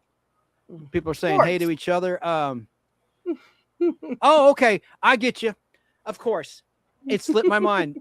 Danny Staten, he was talking about Ruth Buzzy riding around with Gomer Pyle. That was in the Sid and Marty Krofft show, The Lost Saucer. How could I forget? That was a Saturday morning live action show. Of course, Danny. I lost my mind on that. That's right. Oh, my God. How could I forget? And I've talked about that many times here on the Nostalgic Podcast. All right. So next up, let's see who we got here. We have a musician. He was 77. He was a guitarist and a singer by the name of Rick Derringer. Let's look at his picture. Got it right here. Now, Al, I know you can speak about this guy. He got started with a group Al, called I the think Real you're muted. McCoys. He got started with a group called the Real McCoys. Al, we can't hear you. I hear him just fine. I hear him. Well, Sarah, let's just talk about him. Al's checked out or something. All right. No, he's there. I hear Rick him. died on Monday, May 26, 2025, at the age of 77. He shot to fame at the age of 17 when his band, the McCoys, recorded Hang On Sloopy. And he had a hit with Rock and Roll Hoochie Coo. Rock and Roll Hoochie Coo. Hoochie Coo. Awesome. Come on, mama, sing the blues. He earned a Grammy Award for producing Weird Al Yankovic's debut album. I didn't know that. Do you know that, Sarah? No, but that's awesome. The audio's at my end. My bad. Sorry, Al and Sarah. I'm going to duck out and come back. Y'all talk. It's a StreamYard glitch. No, he got started with the Real McCoys. He had a song back in the 60s called Hang On Sloopy. Yeah, that's a good song. Hang on. Mhm, Sorry. yeah. Anyways, also I'll stop that. We don't. This isn't karaoke. I'll stop that. Oops, sorry. Thank you, Esmeralda.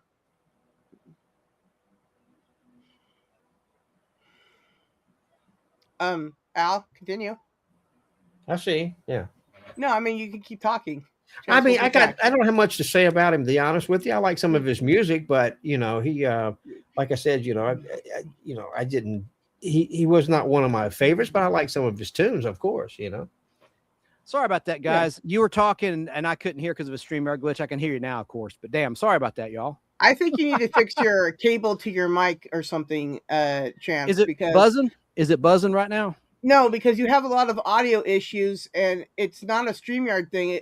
Because nobody else seems to have that. I checked around. Nobody on my end ever has those issues either. So it's got to be something on your end. You probably just need new cables or new equipment. Maybe something with the D key too. You probably got something loose on. You probably got something loose on your mixer. Yeah.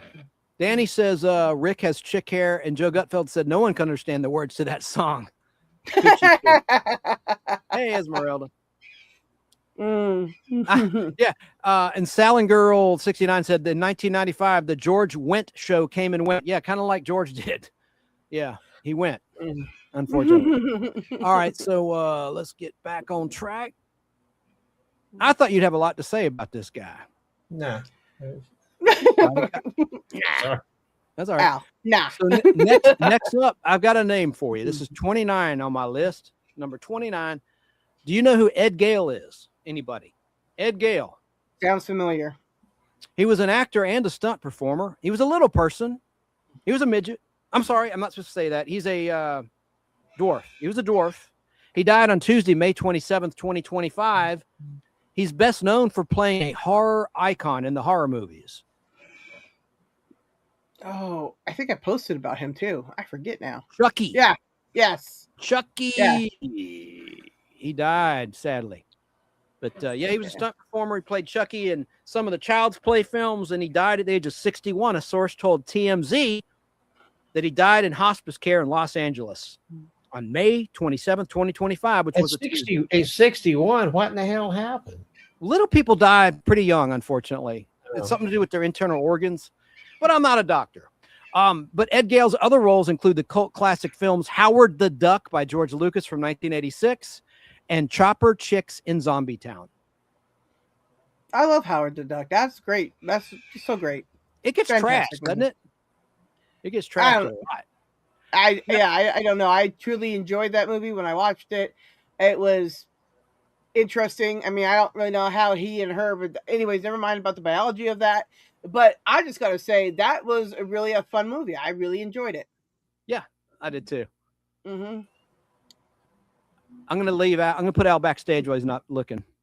There we go.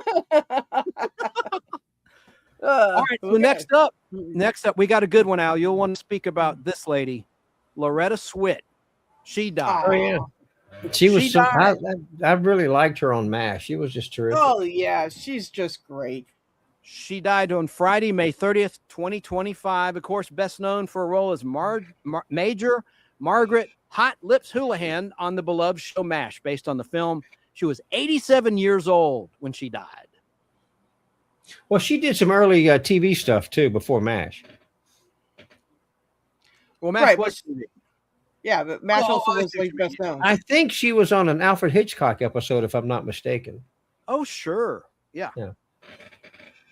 And who played the movie Hot Lips Houlihan? I know you guys know the answer to this. Oh, what's her name? I can't think of her name, but she's awesome too. Yeah. Lay Down Sally. Sally something. Think of the song Lay Down Sally. Sally Kellerman, who did a lot of TV stuff too, way before the movie MASH. Yes. Now, trivia for you. Did Loretta Swit ever have children? Yes or no? I don't think so. 50-50 shot at this one. Correct. She No. never had kids. Mm-hmm. She was in a good movie, I thought, from 1974 about this biker gang that worships the devil, chasing her in a motorhome. And remember that one, Al? Yes. What was that called? Devil's something. Devil's Rain, I think. The Devil's Rain. Devil's Rain. I think Peter Fonda was in that too. It was a 20th Century Fox movie. Yeah, Peter Fonda was in that also. Yeah. So rest in peace to Loretta Swit. We gotta hurry along. We've already gone almost 2 hours, and we're not even midway through the year. Okay, here we go. No photo available for Valerie Mahaffey from May 30th, 2025 is when she croaked. She's best known for her roles in Desperate Housewives, Young Sheldon. She was 71 years of age when she lost her battle with cancer. So rest in peace to Valerie. I never watched either of those shows. Yeah. I watched Desperate Housewives in the beginning, but it jumped the shark pretty quickly. All right. So we're into June 2025.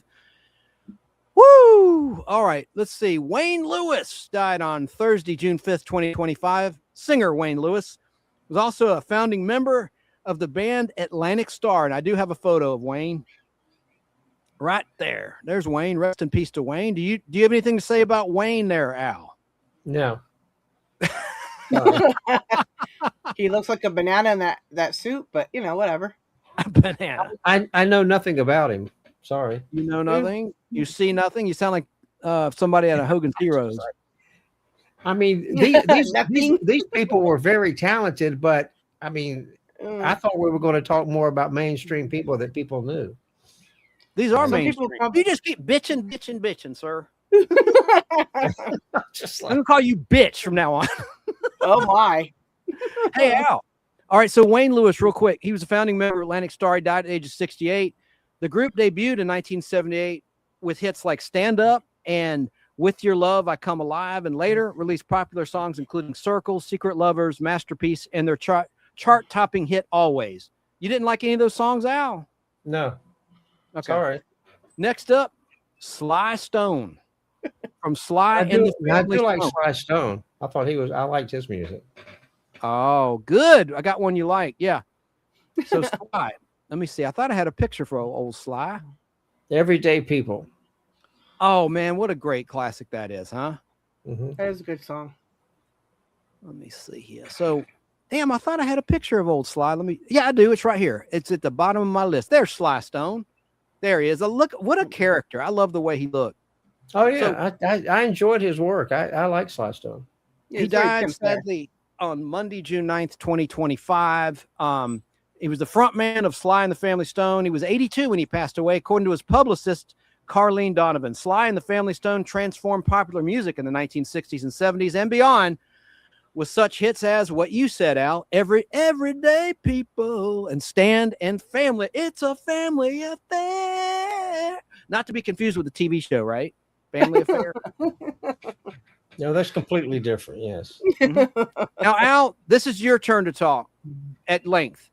Send me a picture. I think you might have already done this. This was a Beach Boy, the front man. I have it right here. Talking about Brian Wilson. What can you say about He was the late brains Brian? behind the Beach Boys. He wrote a lot of the songs that the Beach Boys recorded. He was very talented, but later on in life he had some mental issues and things like that. But he was the Beach Boys. He's the one that wrote most of the good songs that they recorded. Paul Dano did a movie about him, and Paul Dano played Brian Wilson. What was the name of that movie? It was excellent, where he played Brian Wilson of the Beach Boys. Did he write Wish They Could All Be California Girls? Yes. That's such a great song. That's a great song, Yeah, it is. I know. Everybody He was, I guess their California most famous album is Pet Sounds, but he's basically wrote most of the music for the Pet Sounds album. He was awesome. He passed on June 11th, 2025. Of course, he's the co-founder and chief songwriter of the Beach Boys. He was 82 years of age when he died, the family announced. And the Beach Boys rank among the most popular groups of the rock era, with more than 30 singles in the top 40 and worldwide sales of more than $100 million. He also wrote songs for the two guys, Jan and Dean, who were popular at the same time that the Beach Boys were. They were all kind of friends, but he wrote music for Jan and Dean also.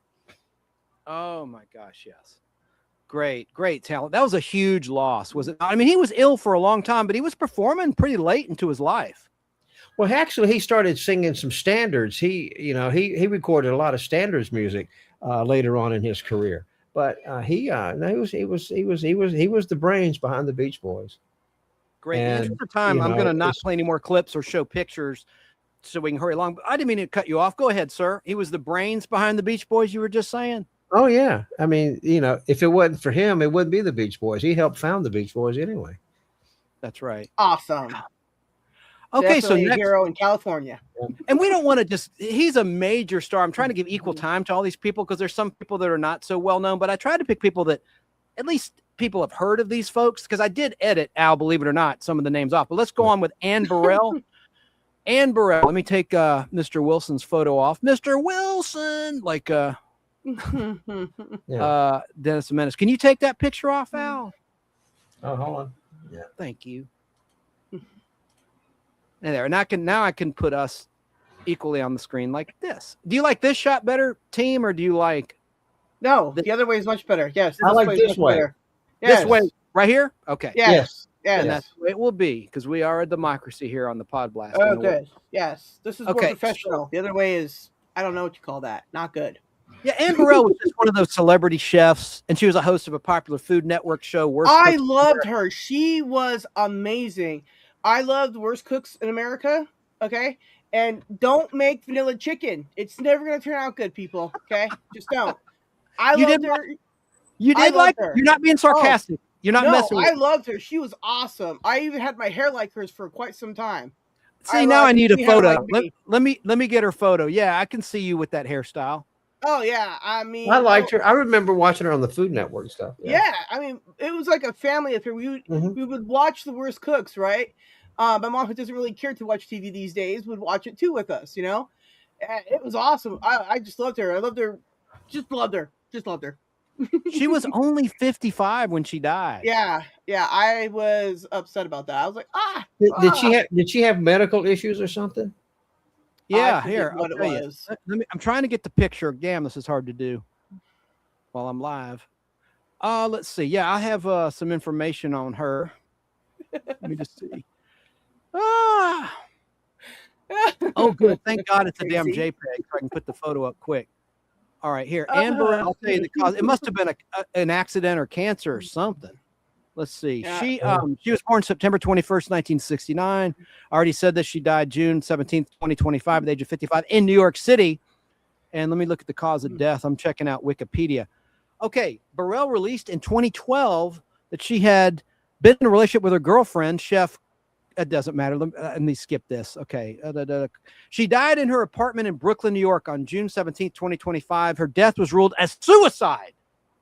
Yeah, that's by what it the was, combined effects of ethanol, amphetamine. Oh, she took a bunch of pills. That's sad.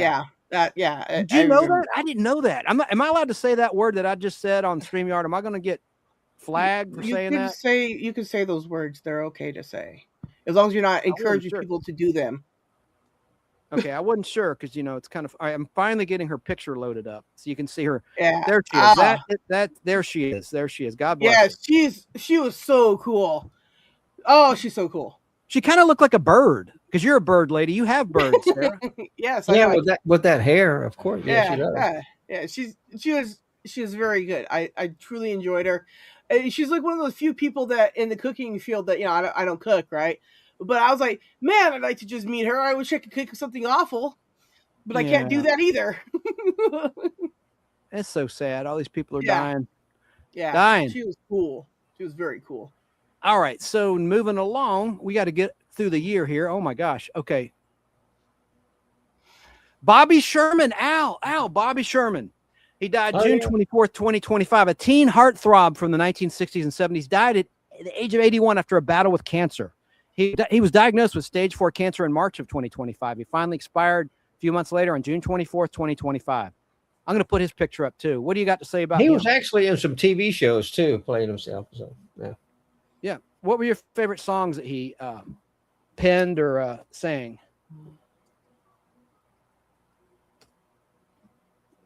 Hello? I'm here. Did you have any favorite songs? What was that song he did? I've got the 45 record. It was his biggest hit. What was that song? I can hear the song. Maybe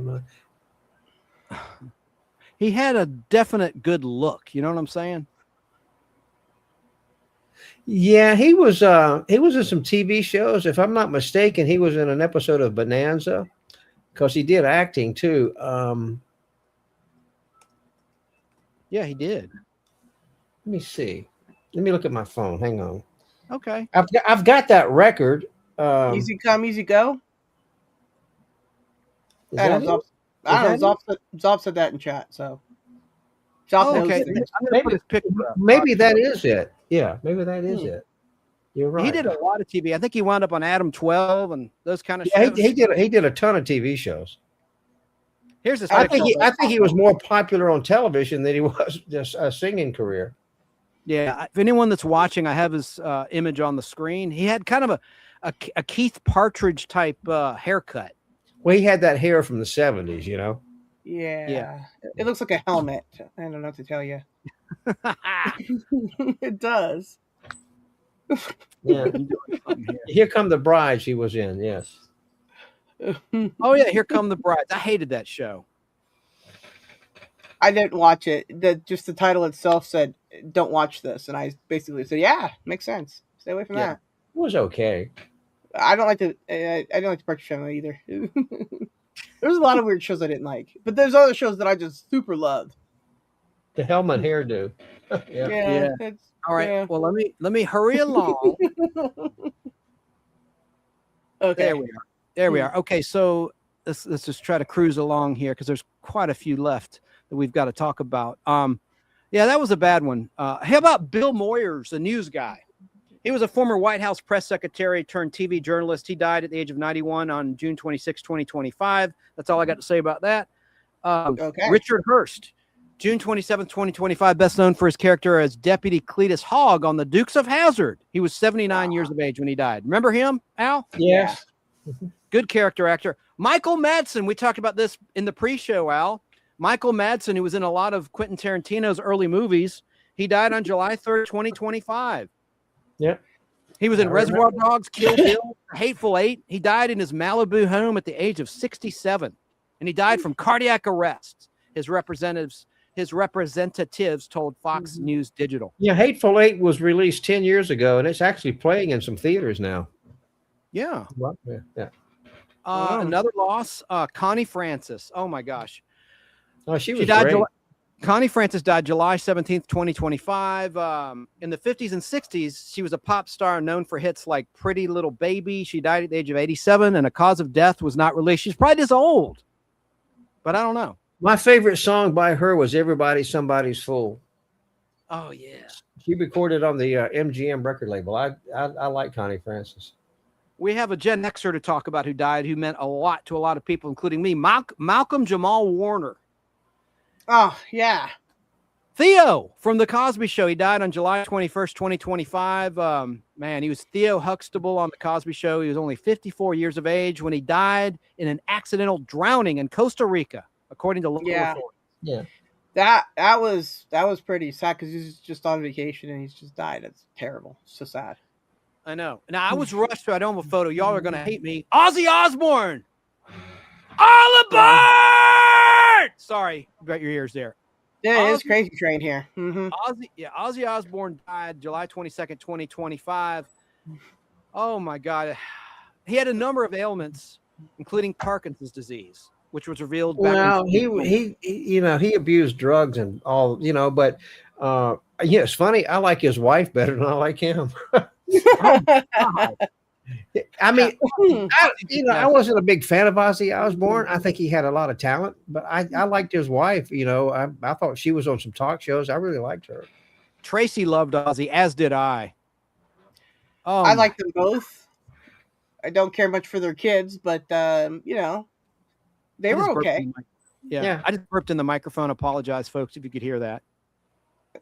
Okay. Let me see. So moving along, I'm going to try to. Hey, thank you for that. Teflon Don 40 said, "I shared it or shared. I shared." Thank you for that. Okay. All right. So let me get back to my list here. Oh, Chuck Mangione. Yes. Feels so good, Yeah. Feels so good. talented jazz. He was a great jazz guy.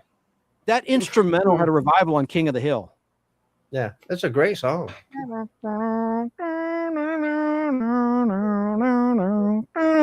That song. Oh, right. He's a two-time Grammy Award-winning musician. He achieved international success in 1977 with his jazz-flavored single that Al just mentioned. Say it, Al. Feels so good. Feels so good. Yeah. And he later became the voice actor on King of the Hill. He was 84 years of age when he expired on July 22nd, 2025. Wow. Ow, I bit my tongue. Got another one. I should have a photo. Didn't have time. Hulk Hogan. Big well, we all know what he looks like. He's right behind you, as a matter of fact. Let me do it. He's right behind you. Like when people in horror movies in the theater, look out! He's right behind you. They talk to the screen. Anyway. Yeah, later, Tracy. So, wait, real quick. I just gotta say, Tracy, I am sorry for your family's loss on your mother-in-law's passing. My family and I send our regards to you, and I hope you're doing better, and your husband's doing better too. Tracy, have a great night. I actually met Hulk Hogan one time when he was at Turner with the WWE. He was there. It's before he got really, really big, but yeah, I remember seeing him. We have another gay person in the chat. Brian H. Davis says, "Hey, hello guys, I'm gay too." Cool. All right. Now Tracy, there is no Brain Benders banter tonight. She texted me. She's exhausted, so there's no BBB tonight. Just a little programming note. Sometimes I'm on there Saturday nights. Most times, not tonight. There will be no stream at all. Okay, so good night, Tracy. Let's see here. Next up, where my damn list at? There we go. Oh, we're talking about Hulk Hogan. I mean, I first discovered him before WWE, World Wrestling Federation, on the big screen in Rocky III. He had a small part in that, and that's the first time I ever met Hulk Hogan. grew up with him in like everything, right? And one of the favorite shows that I loved of his was Thunder in Paradise. It was really cheesy and not so good, but I loved it anyways because he was in it, right? And I gotta say that, I loved him as a wrestler. I mean, I watched wrestling first when I was a kid because of him, right? So I gotta say, Hulk Hogan may not have been the best in person, but as far as entertainment goes, I definitely loved his entertainment qualities. Awesome. Pop culture icon. I mean, I liked his reality show too with his kids and stuff. Let me was get a pic- interesting. I've got to get a That picture of Hulk Hogan. also ended his marriage. Yeah, that was a big loss, but there was a lot of hate out there about his, like a lot of people were making fun of him when the news broke that he died on social media. You know, I wasn't aware that he had an issue for being a RAC. Oh IST, yeah, allegedly. people record. Did he say phone like the calls. words? Did he Oh say yeah, the words? yes. It was a very big rant of all those slurs. It was Well, very I not mean, good. a lot of people, you know, because he was a Trump supporter, and he was at some of the Trump rallies, I guess. Oh yeah, that could be part of it too. Yeah. Well, anyways, but that was before even Trump's stuff happened. He got caught on the phone saying a bunch of bad things. He said like the N-word and stuff. I'm not Oh aware yeah, of lots this. bunch of bad things. Yes, like you just Ooh, Google well. them and you could go listen to them if you need to hear them. But I recommend you don't need to because you've heard them before. They're just not good. Don't say those words. Yeah, I agree. Hmm. All right. Well, wow. Let me All put be his respectful picture of each up other. because he really was a force to be reckoned with in terms of pop culture history. And there's a photo of him just for the fans out there that liked Hulk Hogan. That was a big loss in pop culture history. Yeah. And real quick, let me did I read everything about the Hulkster? I think I did. Yeah. July 24th, 2025. Hulk Hogan, one of the most popular professional wrestlers of all time, died according to TMZ Sports and WWE. Hogan, whose real name is Terry Gene Bollea, B-O-L-L-E-A. How do I say that, Sarah? You probably heard it. What? Terry Bolla. Is that how you pronounce his real last name? Oh, Terry I Bolla. don't know. I really I don't think it's know. Bolla. Terry Gene Yeah, I Bolla. would He know. died at the age of 71. So we can move on. Rest in peace, Hulkster. And then on July 26, 2025, I'm going to go in rapid fire, folks, because I can tell Al's getting tired and bored.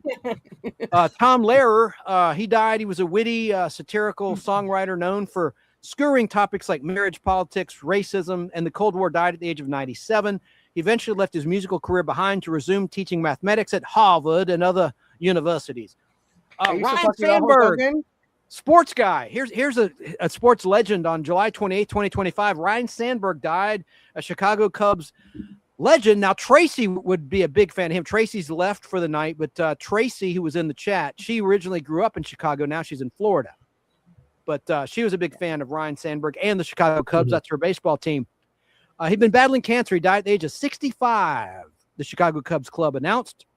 And Ryan Sandberg announced last year he had prostate cancer. Yeah. Okay. And then rest in peace to Kelly Mack, actress who played Addie in season 9 of The Walking Dead. She died at the age of 33 of an aggressive tumor that attacked her central nervous system.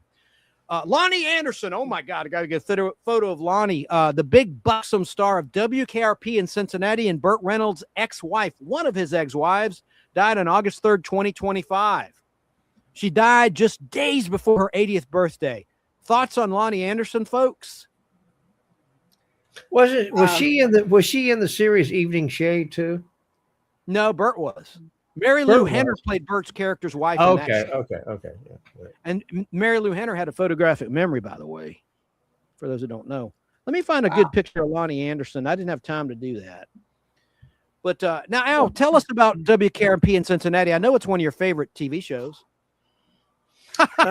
Well, actually, it was not one of my favorite TV shows. I know you hated it. You know, what drove me crazy is the control room looked nothing like a radio control room should look.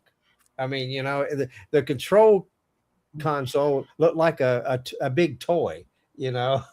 Well, it was a TV show. It's a movie set, Al. So have a little bit. I know, but they could have. I don't know. I did watch some episodes. I didn't watch them all, but they were. I mean, it just wasn't one of my favorite sitcoms. It wasn't laugh out loud funny. It really wasn't. No, in my opinion, I did not dislike the show, but it's kind of overrated. But if you like radio, I thought it was way overrated, and then the turkey thing is just overrated. Like I said, you know, I thought turkeys could fly. You know, whatever.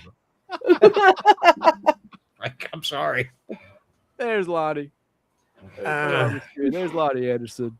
In better days, of course, when she was like alive. Yeah, she looks very much not dead there. Yeah, good. Yeah, she's not dead in that picture at all. What's that thing around her neck? That was, She's yeah, probably hiding separate. veins like I've got in my neck. It's probably Well, covering see, up some nasty women veins or women something. always wear stuff around their neck to hide the wrinkles and stuff. I don't have a wrinkled neck. I don't wear shizzle around my neck. What do you mean? Well, I mean, a lot of women do. Like, Jane Oh. Fonda, she's all up in age, and she wears stuff around her neck and blah blah blah. Well, that's because they're vain.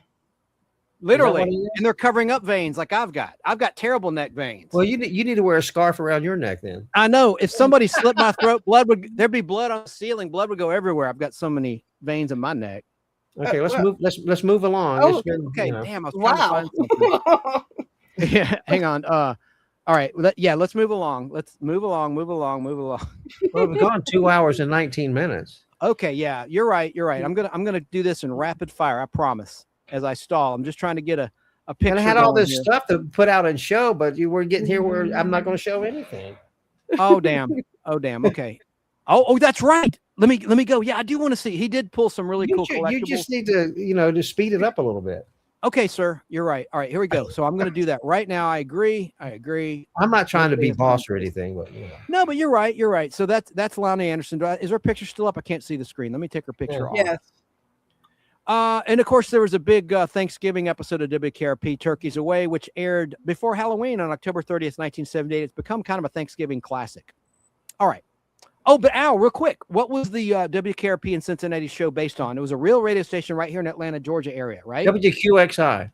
Thank you, Quixie. Yeah. All right, let me move on. Where was I? it jumped on me. Okay, Danielle Spencer.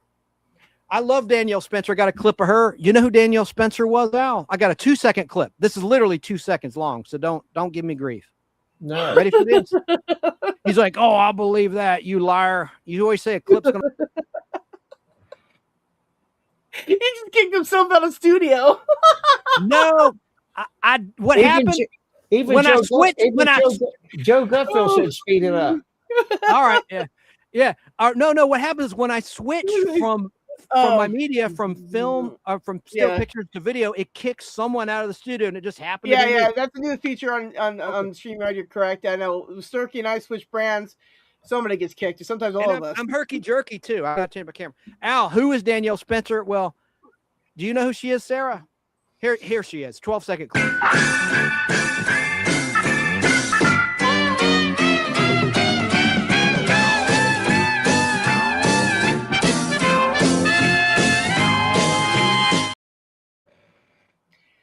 I don't know loved that. her.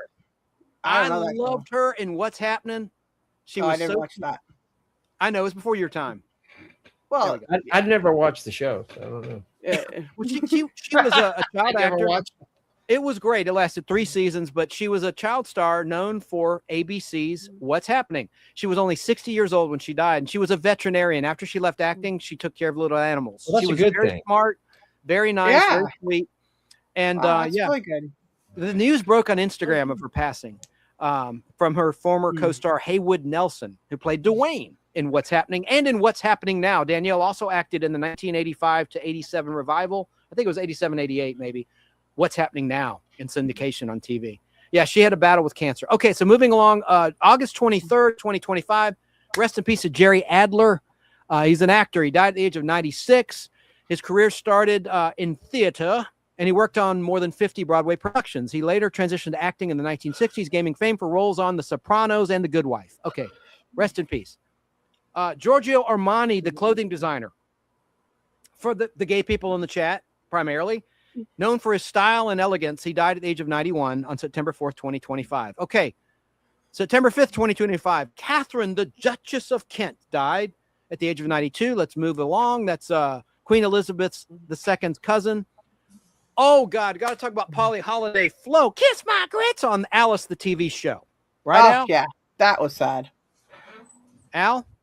I know her. I know who you're talking about. And she was in Gremlins. She I was in know. the original Gremlins movie. She was in Flo, the spinoff of Alice. Yeah. She died at the age of 88. Talked about her in full. She was one of my favorite character actors. I remember she was funny. I liked her. She was, and she's from Alabama, and she's a lesbian. Just saying. All right, so moving along. Okay. well, we know about the shooting death of Charlie Kirk. That's all I got to say about that on September 10th, 2025. Let's move along. Oh, Al, get ready. Robert Redford. Now I know you got something to show and something to say, and you have a photo, right? Please send me a photo of Robert Redford. I didn't pull one because I knew you had one.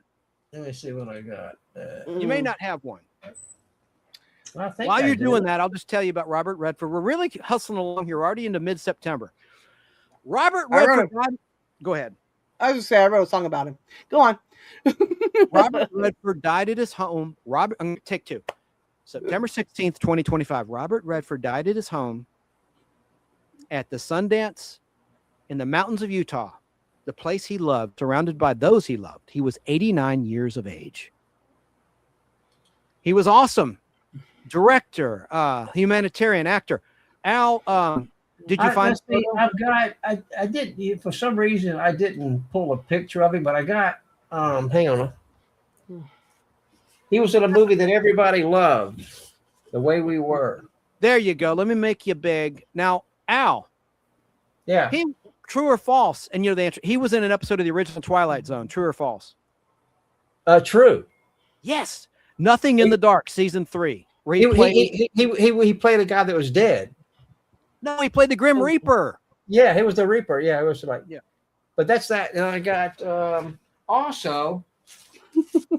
He was in a movie that everybody loves, and I got lobby cards for that. He was in The Sting. I love The Sting. Yeah. One of my favorite movies of all time. I love that movie. Everything's I mean, Jacob. I've got the whole lobby card set. Here's one of Robert Redford and the. Yep. Oh, that's awesome. It's a terrific movie. Thank you. Not. Listen. Oh no, it was really good. Chance, we're totally gonna get claimed on it. Thanks. I like this picture here of Robert Redford. Hang on a second. Yeah. Can you get claimed for just humming something, Sarah? Are you a copyright claim? I don't think so, but stranger things have happened. It's YouTube. Stranger Things. I'm watching season 4 right now. I love it. I've never seen it. All this time I said I don't need to see Stranger Things. I lived it. BS. That is a great show with monsters, surprises. Love it. Oh, gee, I thought we were talking about The Sting. We are. Let's see. I'll sting you. There's three. I mean, Robert Shaw, Robert Redford, and Paul Newman.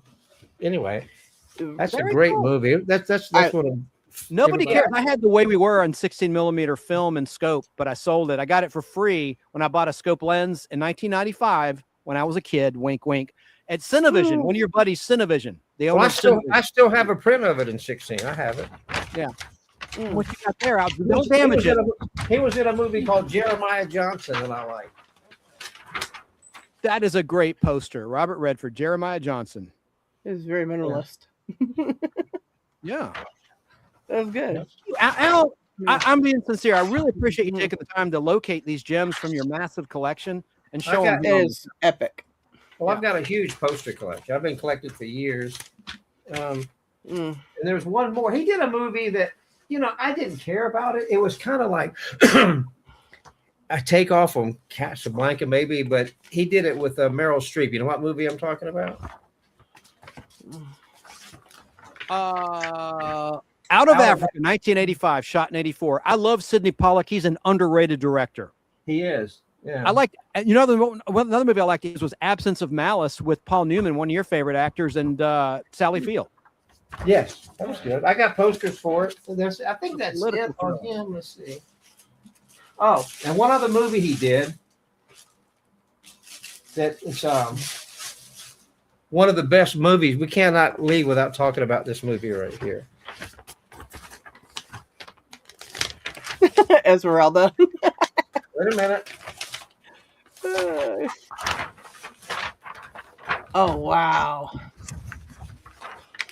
Butch That's Cassidy awesome. and the Sundance Kid poster. Look at that, Yep. the original. That's awesome. I like that.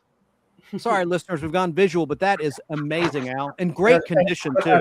A story behind this is that the director, he didn't really want Robert Redford for the part, and but Paul Newman went to bat. He says no. He says I want Robert Redford, and they became really good friends after Butch Cassidy and the Sundance Kid. One of my favorite movies from 1969, Great Western. Yeah. Oh, Esmeralda said she was watching Stranger Things, I assume season 5, and that's the reason I missed the alert for this live show. Okay. Yeah. That's But great, it's good to Al. see her in chat too. So that's been she's in the awesome. chat. Well, yeah, no, she's had some issues since she's been moving 80,000 times, and she hasn't been able to get into chat. She's moving 80,000 times. Oh yeah, Yeah. it's been like 80,000 plus one. Is Yeah, she in crazy. Oregon? Is she in Washington? She's always in the Pacific Northwest somewhere, but she's from Georgia originally, where Al and I are. Hey, look, Pam's comment is asking you, Al, or us, was What? he in a Perry Mason episode? I'm sure he was. Yes. We're talking Perry about Mason's Robert Redford. awesome. Was he in? He played Mr. Death in that Twilight Zone, says Yeah. Joe. Yeah, and which is basically the Grim Reaper. He was a nice Grim Reaper who tried to ease the troubled mind of that elderly woman who was about to die. In her sleep. It's a great episode. Yep. Danny says I shouldn't rush the show. Well, we've been on for 2.5 hours. Al's getting tired. I know Al like the back of my hand. and Well, he's it's getting like tired. it's 10 after 8 here. Okay, let's Or hurry. you can Let's put you can take me away and put us all back. What are you No, doing? that's all right. Oh, I see what you're saying. You mean like There we- discs? there we Oh go. no, like discs. There we go. Yeah, you Like- go. He did it. All right, so let's move along. Then Robert Redford was a big loss. Let's tell this story, Al. People will love this. What? We didn't know if this was a phishing scheme. Now that he's gone, we can tell this. We would do a movie podcast together, Al and I, and Robert Redford allegedly wrote Al and said, "Don't tell anyone," but he was interested in Al's movie poster collection. Tell that story, Yes. Al. Well, I mean, I don't know if it was him or not. I replied to him, and he was very kind. He says, "Please don't, reveal, where my address and all this other stuff." But I didn't really follow up on it, and we texted back and forth several times. And then it just kind of went away. But yeah, I don't know. I don't know if it was him or not, but he sure acted like it sounded like it was him. I think it probably was him because of the way it didn't seem like a phishing scheme. I mean, what would they have to gain? You know, Well, were they typing correct English?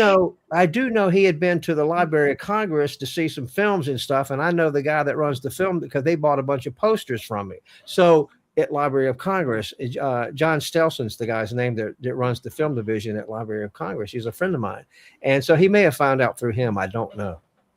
Yeah, Al, I think that's true because there was a connection and the timing was right. You had Yeah. just sold things Because I had to- sold a bunch of 40 by 60 large posters like The Exorcist and Zardoz with Sean Connery and some other ones John sent me photographs. They had them framed in the halls of Library of Congress in the film division. You could see them in the hallway. He says, "Here's your posters." Amazing. I Amazing. think I made some good money off those guys. I choose to believe that was No the real doubt. Robert Redford. Yeah. Hey, what did you think of The Natural? Joe Gutfeld keeps going on and on about The Natural. It's Baseball movie? okay. It's but he did a movie with Nick Nolte. I have it on Blu-ray. It's called A Walk in the Country. And it was filmed here in Atlanta. And it's a terrific movie about two retired guys, and a spoiler, what's his name? Robert Redford and what's the guy's name I just said? I wasn't listening. I'm kidding. As soon as you mentioned sports, I noticed Sarah starts yawning. No, I've been super sick, right? And Nick this has Nolte. been- I don't know. I had a brain fart. Nick Nolte. Anyway, Nick Nolte's character in a Walk in the Country, he dies, but it's just really good. It's a very heartwarming movie. And Zupperplex got it. Nick Nolte, as you were Yeah, trying to Nick find the Nolte, answer yeah. in that DVD box. That's Yeah. Nick Nolte, man, he's still with us. All right, so let's move along then as we try to wind down the show. And woo, I had photos earlier, Danny, Staten in South Carolina, and clips, but I ran out of time. Brett James died on September 19th, 2025. The Grammy-winning songwriter, best known for writing hit songs like Carrie Underwood's Jesus Take the Wheel. I'm sorry, take two. Carrie Underwood's Jesus Take the Wheel was killed in a North Carolina small plane crash. He was 57 years old. The Nashville Songwriters Hall of Fame announced his death in a Facebook post. That's a great way to find out. All right, so October 1st, 2025. We're already almost into the fall. We're into the fall now. Jane Goodall, the famed conservationalist known for her expertise on chimpanzees and her globe-spanning advocacy of environmental causes, died in California while on a speaking tour across the U.S. She was 91. Yes. Yeah, I remember her. Snarky let me know about that one, and I was just like, I had just woken up, and I was like, who? And then she went on about the person. I'm like, oh. And then I realized who it was, and I was like, She oh was no. she had a lot of shows on PBS at one time, you know, yeah. with the chimpanzees and stuff, but she Mhm. was a big proponent of saving them, you know, and Oh, treating yeah. and not using them for lab experiments and stuff, and treating them, you know, with dignity. Yeah, maybe they won't eat your face off. I don't know. The next one is up there with O.J. Simpson, but not as bad as O.J. Ike Turner. Ike Turner Jr. Oh. No, junior, not senior. It was a trick question there. On October 4th, Ike Turner Jr., the son of Tina Turner and Ike Turner, passed away at the age of 67. According to TMZ, Tina Turner's niece, Jacqueline Bullock, said Ike Turner Jr. passed away at a Los Angeles hospital due to kidney failure. Okay, so we can move on from there. We are at Al. Get your props ready. We got one of yours on your list. What? He gave me a list of about 10 people he wanted to talk about at length. On October 11th, 2025, an Oscar-winning actress died. A star, Diane Keaton. Annie Hall. There you go. Take it away, Al. What do you have to say about Diane Keaton, or what do you have to show? Do you want me to talk while you grab something? I mean, a prop? I've got a where did I put it? All right, while you're doing that, I'll just quickly, it's just one paragraph. October 11th, 2025, Diane Keaton, the Oscar-winning star of Annie Hall, The Godfather, and Father of the Bride, whose quirky, vibrant manner and depth made her one of the most singular actors of a generation, died. She was 79. Also, I remember her from Mr. Goodbar with Richard Gere's first breakthrough role. Right? Wow, Richard Gere. I haven't thought about him in This is forever. from Rex. I've got some pictures. Let me see here. I've got. Are you holding something up for the camera? Yeah, wait a minute. I'll hold. There's a picture of her. I like this picture. You can show. Right here. There we go. Yeah. That's a good one. A more recent one. And I agree with Bob Gutfeld. Joe Gutfeld. I keep saying Bob because he says Bobcat. It's YouTube. It confuses me every time. And then there's a picture of her and Woody Allen. They were a love interest after they did, you know, the first movie together, Play It Again Sam. Nice. I agree with Joe. He says Annie Hall should not have won the Oscar for Best Picture in 1977. Star Wars should have won. I agree. It was groundbreaking. Esmeralda says great actress about Diane Keaton. Oh, hang on, Al. Yeah. Let me hear. She was good.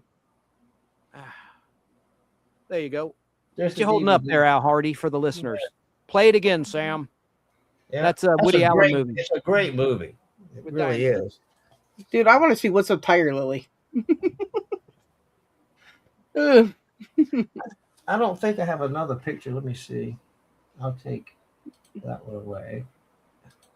Let's see. Oh, shit. Oh, shucks. There we go. Family show. Yes. Yes. Yeah, that's it. But yeah, I like Diane Keaton. She did another movie with Woody Allen that I like called Interiors. It was a very depressing movie, but it's good. Rest in peace to Diane Keaton. Okay, so But Play It Again Sam is where they hit it off, and then they dated. They were a couple for a while. You know. thank you for that picture. On October 14, 2025, D'Angelo died. It was an R&B icon, real name Michael Archer, died from pancreatic cancer. He won 4 Grammy Awards, including Best R&B Album for Voodoo in 2001, Black Messiah in 2016, as well as the Best R&B Song for Really Love, and Best Male R&B Vocal Performance for Untitled. How does it feel? Okay, so moving on. So rest in peace to D'Angelo. Oh my God, this is a big one. Ace Frehley of Kiss. I got to get a picture.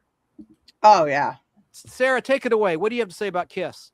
Because I know, Al, do you have much to add about Kiss? Well, at the Kennedy Center honors last week, they were honored, and the three remaining were there, and Peter Criss, Gene Simmons, yeah, and Ace Frehley, they did a tribute to him, was kind of cool, but it was really, really good.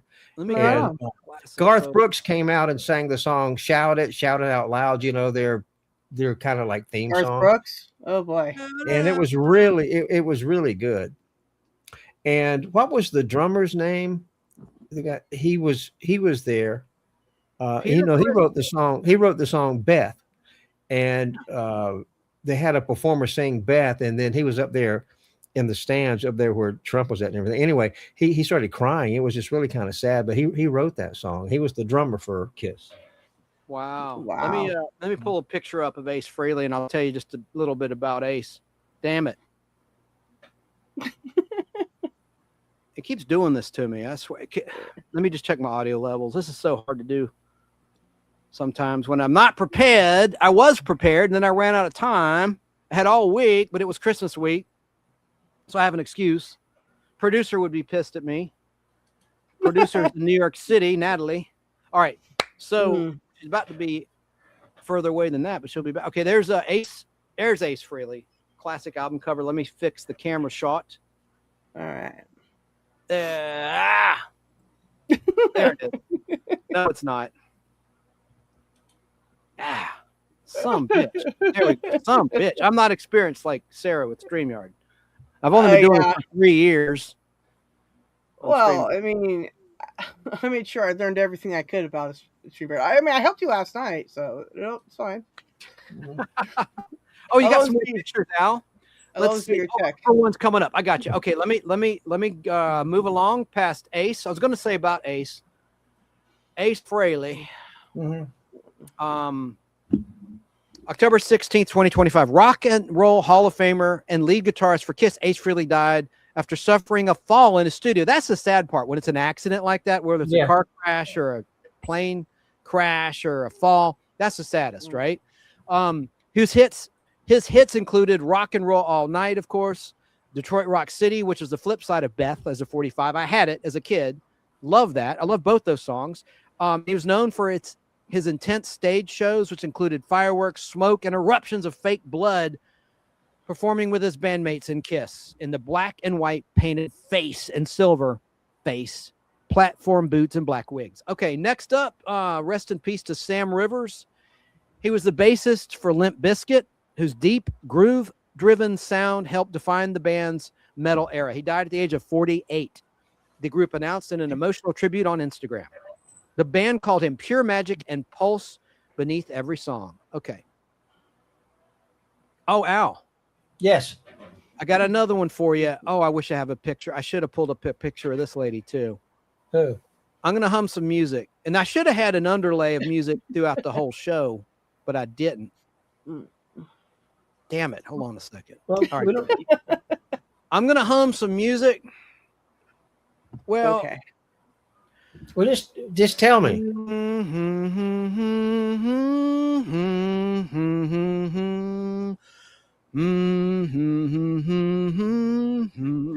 What's that music from? It's incidental music from a TV show you watched when you were younger. It pertains to someone who died at the age of 100 in 2025. All right, Lost in Space. That was not John Williams. That was the other composer in the early Lost in Space. There would be like this music called The Family, the Robbins family. June Lockhart died. Yes. June Lockhart. You know, she made a lot of movies. She made a lot of movies in the 30s and stuff when she was very young. Would you talk to us about Lassie? She starred in Lassie. That was her big starring television role before Lost in Space as Dr. Maureen Robinson. Go ahead. What do you got to say, Al? But she did a lot of movies way before she started doing television. She did a lot of movies. Let me see if I can find a good picture. Yeah, I got an interesting picture. I hope this will let me load it. God dang. Let's see here. Tell me about her movies. What movies was she in? Oh, I can't remember. They were black and white, made in the 30s. I know that Turner Classic Movies has been running some. Right after she passed away, they had a whole day where they ran some of those early movies she was in. Yeah. Well, okay. June Lockhart. Let me just load this picture up. Damn, this is bad. God dang it. Okay, here we go. June Lockhart, of course, was in Petticoat Junction, by the way, after Lost in Space was canceled. Immediately after Lost in Space was canceled, she starred playing a doctor in Petticoat Junction, the spinoff of the Beverly Hillbillies. Here's a picture of June. Look at her with her hair down. Isn't that neat? You never see her with her hair down. You did in Lost in Space a couple times, and it was quite jarring. Well, in the early TV shows you did. Excuse me, early movies she did. Yeah. There we go. Yeah. So And that she was pretty buxom too. I mean, she had a pretty nice bosom, I would say. Yes, very But June gifted there. She died on October 25th, 2025 at the age of 100. She's iconic. Best known for roles in Lassie and Lost in Space. And a family spokesperson said Lockhart died of natural causes in her Santa Monica home in California with her daughter, June Elizabeth, and her granddaughter, Christiana, by her side. But no Anne Lockhart. Anne Lockhart starred in Battlestar Galactica midway through its sole real season, 1978-1979 on ABC TV. Wow, that was tough. But she made it to 100, so that's always a good thing. Yeah, Zoper. It was probably mostly the 40s movies, but yeah, she was quite good. The rumor is she was blind in her the last years of her life, which is sad, of course. But rest in peace, June Lockhart. There we go. I finally got it right, and the image is there. All right, so next up, and I know, Al, you've got some goodies coming up here. Let me try to wrap the show. We're trying to hurry along. Let's see. Jack DeJohnette, jazz drummer renowned for his collaboration with Miles Davis on the groundbreaking 1970 Fusion album and his work alongside Keith Jarrett and numerous other jazz legends, died at the age of 83. He's a drummer, died in Kingston, New York, of congestive heart failure, surrounded by his wife, family, close friends, and his assistant. Okay, so, or his assistant told the AP. All right, do you know this one, Donna Jean Goda McKay? No. She was the only female vocalist from the Grateful Dead. She died on November 2nd, 2025, at the age of 78 after a long battle with cancer. But she was not the only sole female singer for the Grateful Dead. But she also sang, not only was she the sole female singer for the Grateful Dead, but she also sang backup vocals for other wildly popular artists such as Elvis Presley and Cher. Wow, Cher. You don't like Cher, do you? No, it's not that. It's just she's okay. Look, I mean, do you believe in life after love? I mean, come on, that's hilarious. Like, it's just. Got another one for you that has to do with the Alice television show and the movie. We talked about Polly Holiday, who played Flo on the television version of Alice. Kiss my grits. Diane Ladd played Flo in the movie Alice Doesn't Live Here Anymore, which the TV show was based upon. And it was directed by Mr. Martin Scorsese. But Diane Ladd was once married to Bruce Dern, and she's the mother of who, Al? Laura Dern. That's right, Laura Dern. And Diane Ladd died on November 3rd, 2025. She was a 3-time Academy Award nominee. Whose roles ranged from the brash waitress in Alice Doesn't Live Here Anymore, I just said that, to the protective mother in Wild at Heart. And she died at the age of 89. And Ladd's death was announced by her daughter, Laura Dern, who issued a statement saying her mother and occasional co-star had died at her home in Ojai, California, with Laura Dern at her side. Dern, who called Ladd her amazing hero and profound gift of a mother, did not immediately cite a cause of death. Okay. That's terrible. This guy I did not care for, Dick Cheney, former vice president. He died on November 4th, 2025. The movie was really good. Did you see the movie, Cheney, Al and Sarah? I didn't see that. I heard it was really good.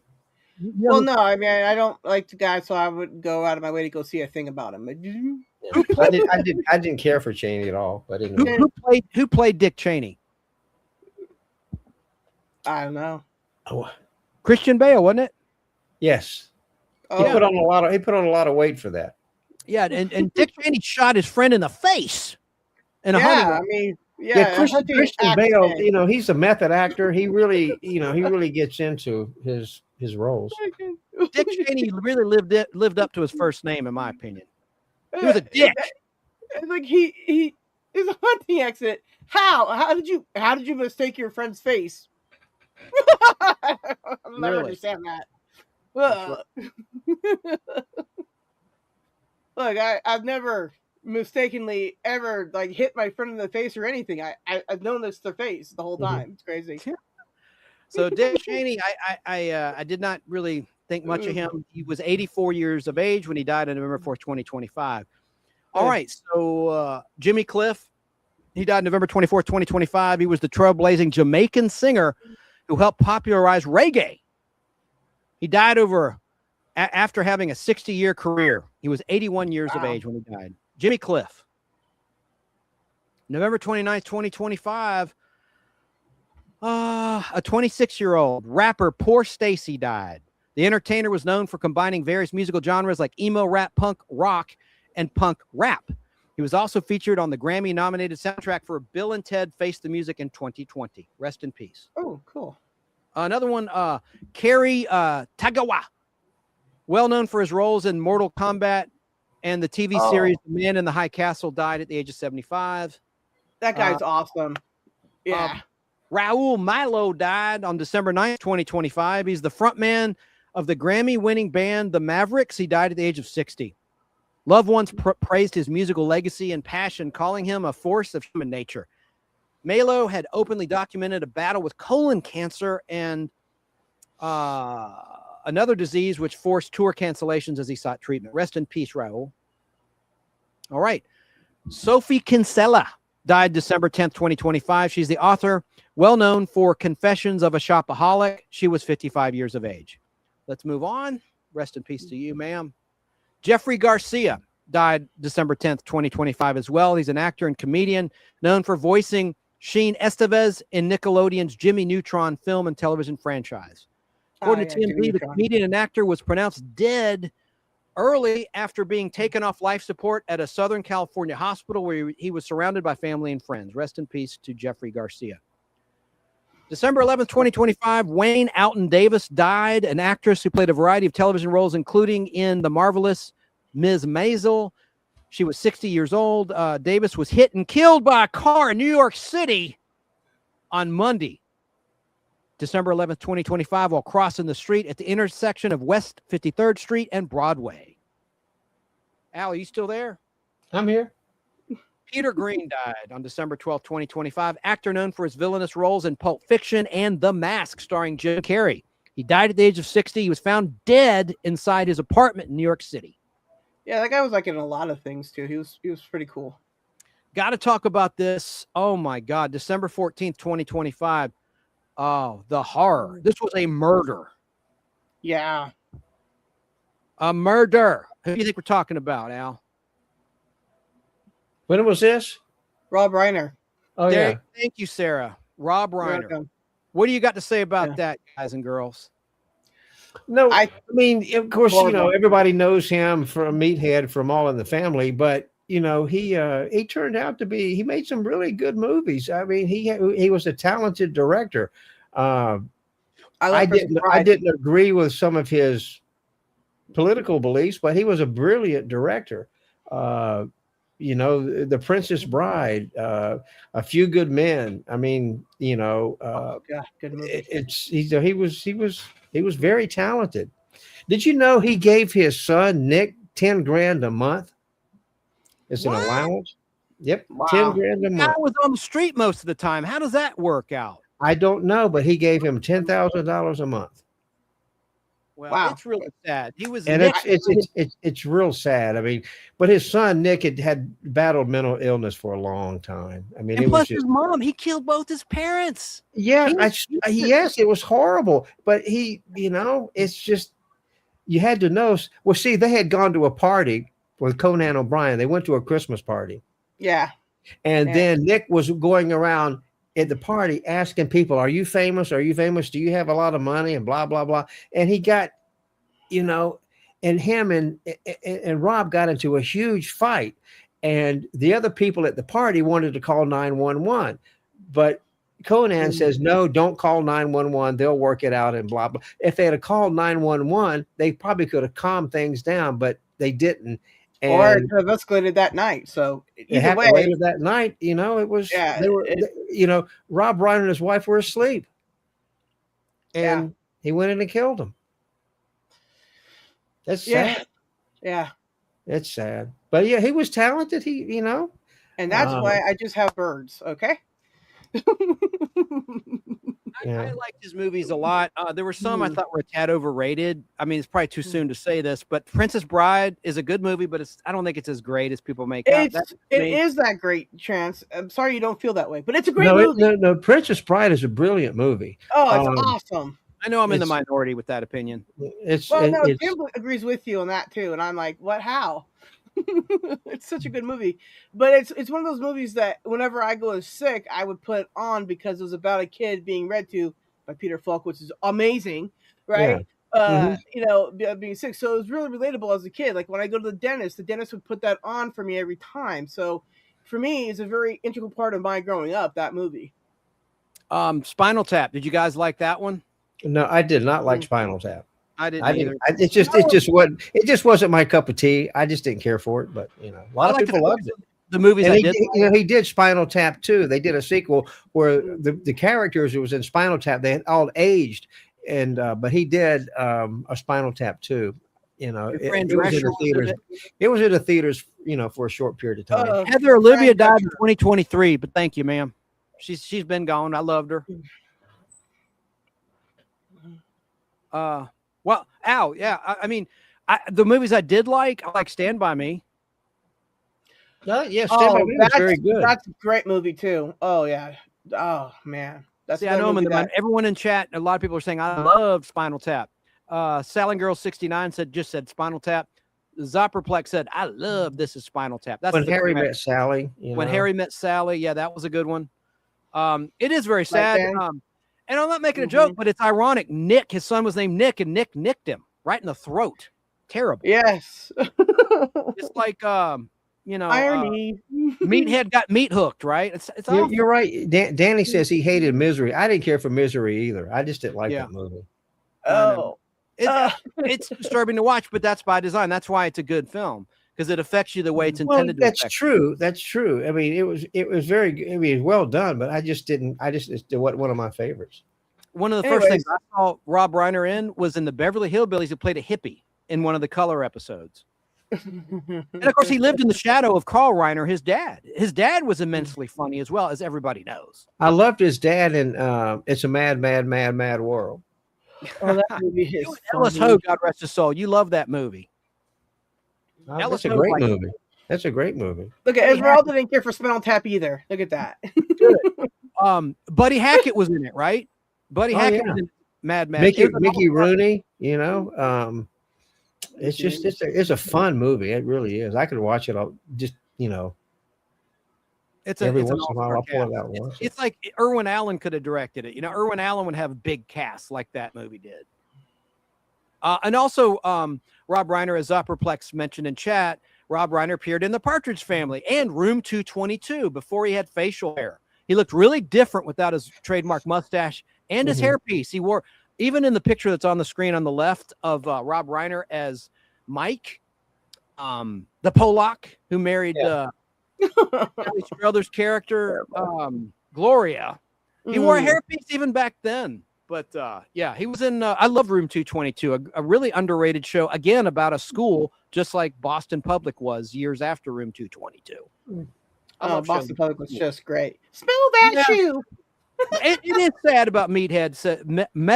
How do you say that person in chat? I put it on the screen, Sarah. I don't know. I can't read. I forgot. I mean, you have trouble reading. Sorry. No, what does that say? Method Main. Method Main, like a mane on a horse. Okay, Method Main says Meathead. I agree, and I'm serious. I'm not making light of this. Meathead got meat hooked by his son. It's sick and disgusting. Oh, we got another didn't care for Spinal Tap from. Yeah, I shouldn't care for that movie at all. Okay, I've never seen it, so it's just so hokey. You're not missing much. It's supposed to be a rock band that's real. But I didn't care. It's forced humor in the 10th degree, in my opinion. But they brought back Fran Drescher. Fran Drescher had a good role in This Is Spinal Tap. Yeah, I don't like her. Ugh. I know you don't. I like Fran. She's awful. Their voice is Danny says he saw Rob Reiner in an Odd Couple episode yesterday with Rob as a hippie having girl troubles with Penny Marshall. Yeah, Penny Marshall, who was his ex-wife, of course, long before Penny Marshall was on the Odd Couple, long before Laverne and Shirley. Anyway. So rest in peace to Rob Reiner. I mean, what can you say? I mean, it's a horrible tragedy, man. December 14th, 2025, Rob and Michelle, singer Reiner, were found dead in their home. What? I should correct the record though, because it is still all alleged because it hasn't been in the court of law yet. Okay, that's true. We should give them the benefit of the doubt just to be on the safe side. I don't want to get no sued. Yeah, You know, him and his wife were cremated. Allegedly. But Rob and Michelle Singer Reiner were found dead in their home in Los Angeles, and investigators believe they suffered stab wounds, and a law enforcement official said their younger son, Nick Reiner, was taken into police custody. That's a fact. So allegedly, my ass, it's going to go to court. By the time you hear this, it's going to be Well, he's gonna plead insane. They'll either put him in a mental institution or he'll in be a prison. roommate with the Menendez brothers, right? Yeah. So Wasn't that the guys that killed their parents, the Menendezes? yes, Yeah. Yeah. that was like 25, 30 years ago. Yeah, That's there's a basketball card with them in the background. It's worth lots of money. Some player that nobody knows about either, but they're in the background. Yeah, courtside with their daddy's money. Yeah. Yeah. So rest in peace to Carl Carlton. He died December 14, 2025, best known for his smash hit, She's a Bad Mama Jamma. He died at the age of 72. The heartbreaking news was confirmed by his son, Carlton Hudgens II, who Well, you announced could take Rob Reiner off the screen. who announced his Yeah. father's passing on Facebook. All right, I'll take that off the screen. Okay. All right, so we got another one here, and then we're almost at the end of the list. Oh my god. Okay, I'll delete Rob Reiner's picture. How about that? So I don't put it up. Okay. Sorry, Rob. All right, so I love that song. She's a Bad Mama Jamma. That was a roller skating rink staple back in the early 80s. That was always playing at the roller rinks when I was a little kid.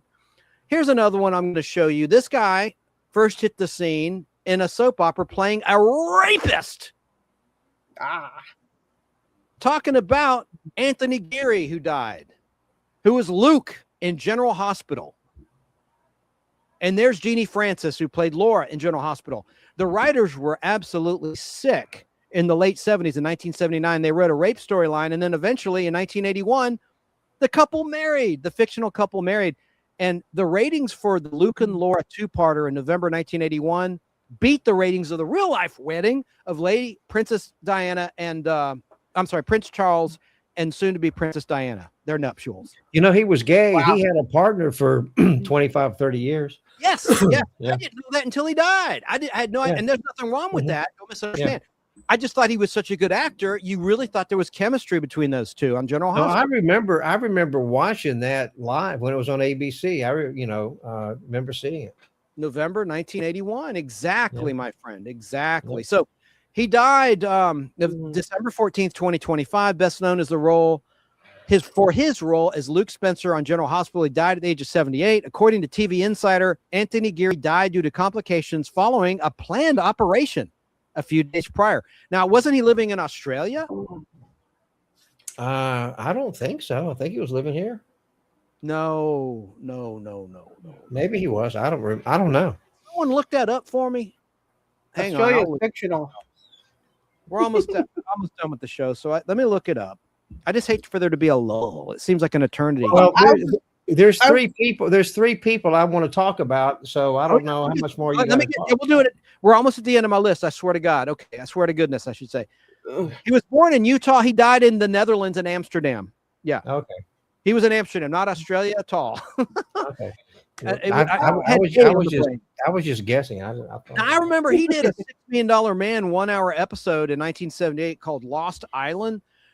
Oh man, just look it up with Robert Batson. I won't go into too much detail, but look up the $6 Million Man. It's on Peacock. The old episodes of $6 Million Man. Go to season 5 and look up Lost Island, a special 2 hour episode. I always do that. All the episodes were 1 hour. It was a 2 hour movie length episode. And he was great in that, in the $6 Million Man. Anyway, rest in peace to Anthony Geary. Wow. Now let me just see who else we got on the list. Almost done with this list. Believe it or not. Let me see. He won several daytime Emmy Awards. He won one on June 23rd, 2012. But let's move on past Anthony Geary. Rachel Carpani died December 16th, 2025. Actress who starred in NCIS Los Angeles. She was 45 years of age. And she's best known in Australia for her role in McLeod's Daughter. So maybe Mama Dingo had seen that over there. She's one of your people, Sarah, Mama Dingo. Oh yeah, I've known her for quite some time. She's so sweet. All right, on Christmas Eve 2025, Pat Finn died. Actor, comedian, died at the age of 60. Finn played the character of Bill Norwood on the ABC sitcom The Middle from 2010 to 2018, and also gained popularity for his role as Dr. Roger on Friends, and he played Joe Mayo on Seinfeld. Rest in peace, Pat Finn. All right, all right, so that's the end. So Al, the floor is yours. Who do you have on your list that I've not covered? Claudia Cardinale. I got a picture there. Pull it up. Okay, yes, sir. Oh, I can't wait to hear this. Wait a second. There's Claudia. Okay, yeah, Claudia. She was an Italian actress. She was wonderful in the Once Upon a Time in the West. She was just one of my favorite actresses. She was she could do a Western, she could do a drama, she could do just about anything. And she was one of my favorite actresses. And she was in Once Upon a Time in the West. Right there, you can see. That's a great shot. Oh, wait, Al, let me make you big. Hold that up again. Hold on, Al. All right, let's see it. Oh, that's there she is right there. See her? Yes. This is a good one you found out. It's directed by Sergio Leone with a great score by Ennio Morricone. Wow. Once Upon a Time in the West. Wait a minute. Hold on. I have a hang on a second. On the back side of the French Connection, here's the actual half sheet of Once Upon a Time in the West. Let's see. Oh, wow. Yeah, Chance, you really should get your microphone and cords fixed or something, because you keep there she is there, Once Upon a Time. Going bad on your audio. What is it going? Is it too low? No, it sounds like you're a robot. Oh, God dang it. No, it's your tech. It's your tech. It's a great movie. That's it. You're going to have to update your tech, Chance. And this is from this is an original poster here. What's the time? Yeah. Sarah, my audio still up. Yeah, it is, Chance. You sound like you're talking. I think it's on your mixer, Chance. But anyway, she was great. And then one other person I want to talk about and electronic is Marianne Faithfull. Can you pull her picture up? Hold on, I want to ask you about this lady you just talked about, Claudia. How old was she when she died? I'm looking at your list. It's in. You see the picture? No. I'm talking about Claudia still. I'm asking you, do you know how old she was when she died? How old was she when you died? She died? I'll tell you then. Al, can you hear me? She was 87. I hear you. I can hear you. Died September 23rd, 2025. Talking about Claudia. Claudia Cardinale, we just talked about. Esmeralda says you're her favorite robot voice, Chance. All right, let me. Marianne Faithfull. There you go. No, that's Claudia Cardinale. I didn't hit the wrong one. There we go. There's Marianne Faithfull. She did she was popular in the 60s, and she had a romance with Mick Jagger. One of her hit songs was As Tears Go By. I always liked to watch her perform because she was not robotic at all. She just kind of stood there and she just looked pretty and sang. She's kind of angelic. Yeah, she was wonderful. I love Marianne Faithfull. And there's another picture of her and Mick Jagger, if you want to pull that one up. Short circuit voice now, Chance. Nobody can understand you hardly. It's really pull bad up, audio. Pull up the next picture. Anyway, now she he's passed muted. away. Yes, 2025. You're muted, Chance. She's pretty. Yeah. Let me fix this. All right, we can hear you again. We can hear you now. Not through my mic. Yeah, it is. Okay, is that better? I turned the mixer Yes. on and off. Yep, there you go. So Al, now you were talking about Marianne Faithfull, so I have some information. All right, she died January 30th, 2025, born December 29th, 1946. What was her cause of death? Do you know, Al? That I don't know. Pull up the next picture for her, Mick. All right. Let me pull that up. I don't. Oh, here it is, right there. Yeah. There we go. Sorry about that. Yeah, Oh, yeah. They were an item, and they remained friends until she passed away. But they were an item for many years, and until she passed away. They were just She was remained awesome. really good friends. trying to find her cause of death. Personal life. She had 3 miscarriages and 4 abortions, it says. Her first abortion was in 1964 when she became pregnant by Jean Pitney. The procedure was still illegal in the United Kingdom. Okay, let's not talk about that. Let me get to cause of death. Where is it? Health and death. Okay. Yeah. She had emphysema. Did you know that? No, she was. It just They all says she- smoked.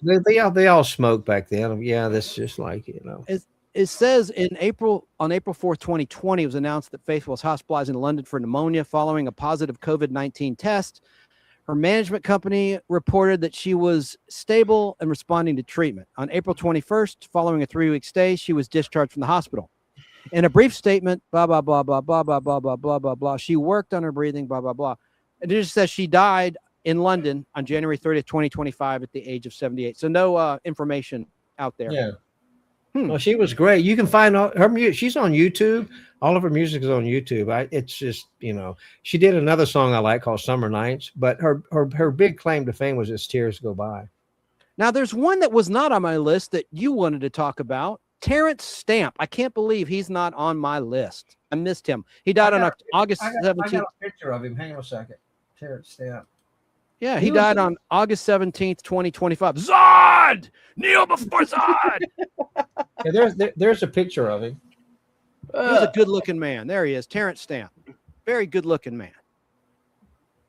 Yeah, he was a talented actor. He could make funny westerns. He was like the man with no name, I believe. But he was talented. I liked him a lot.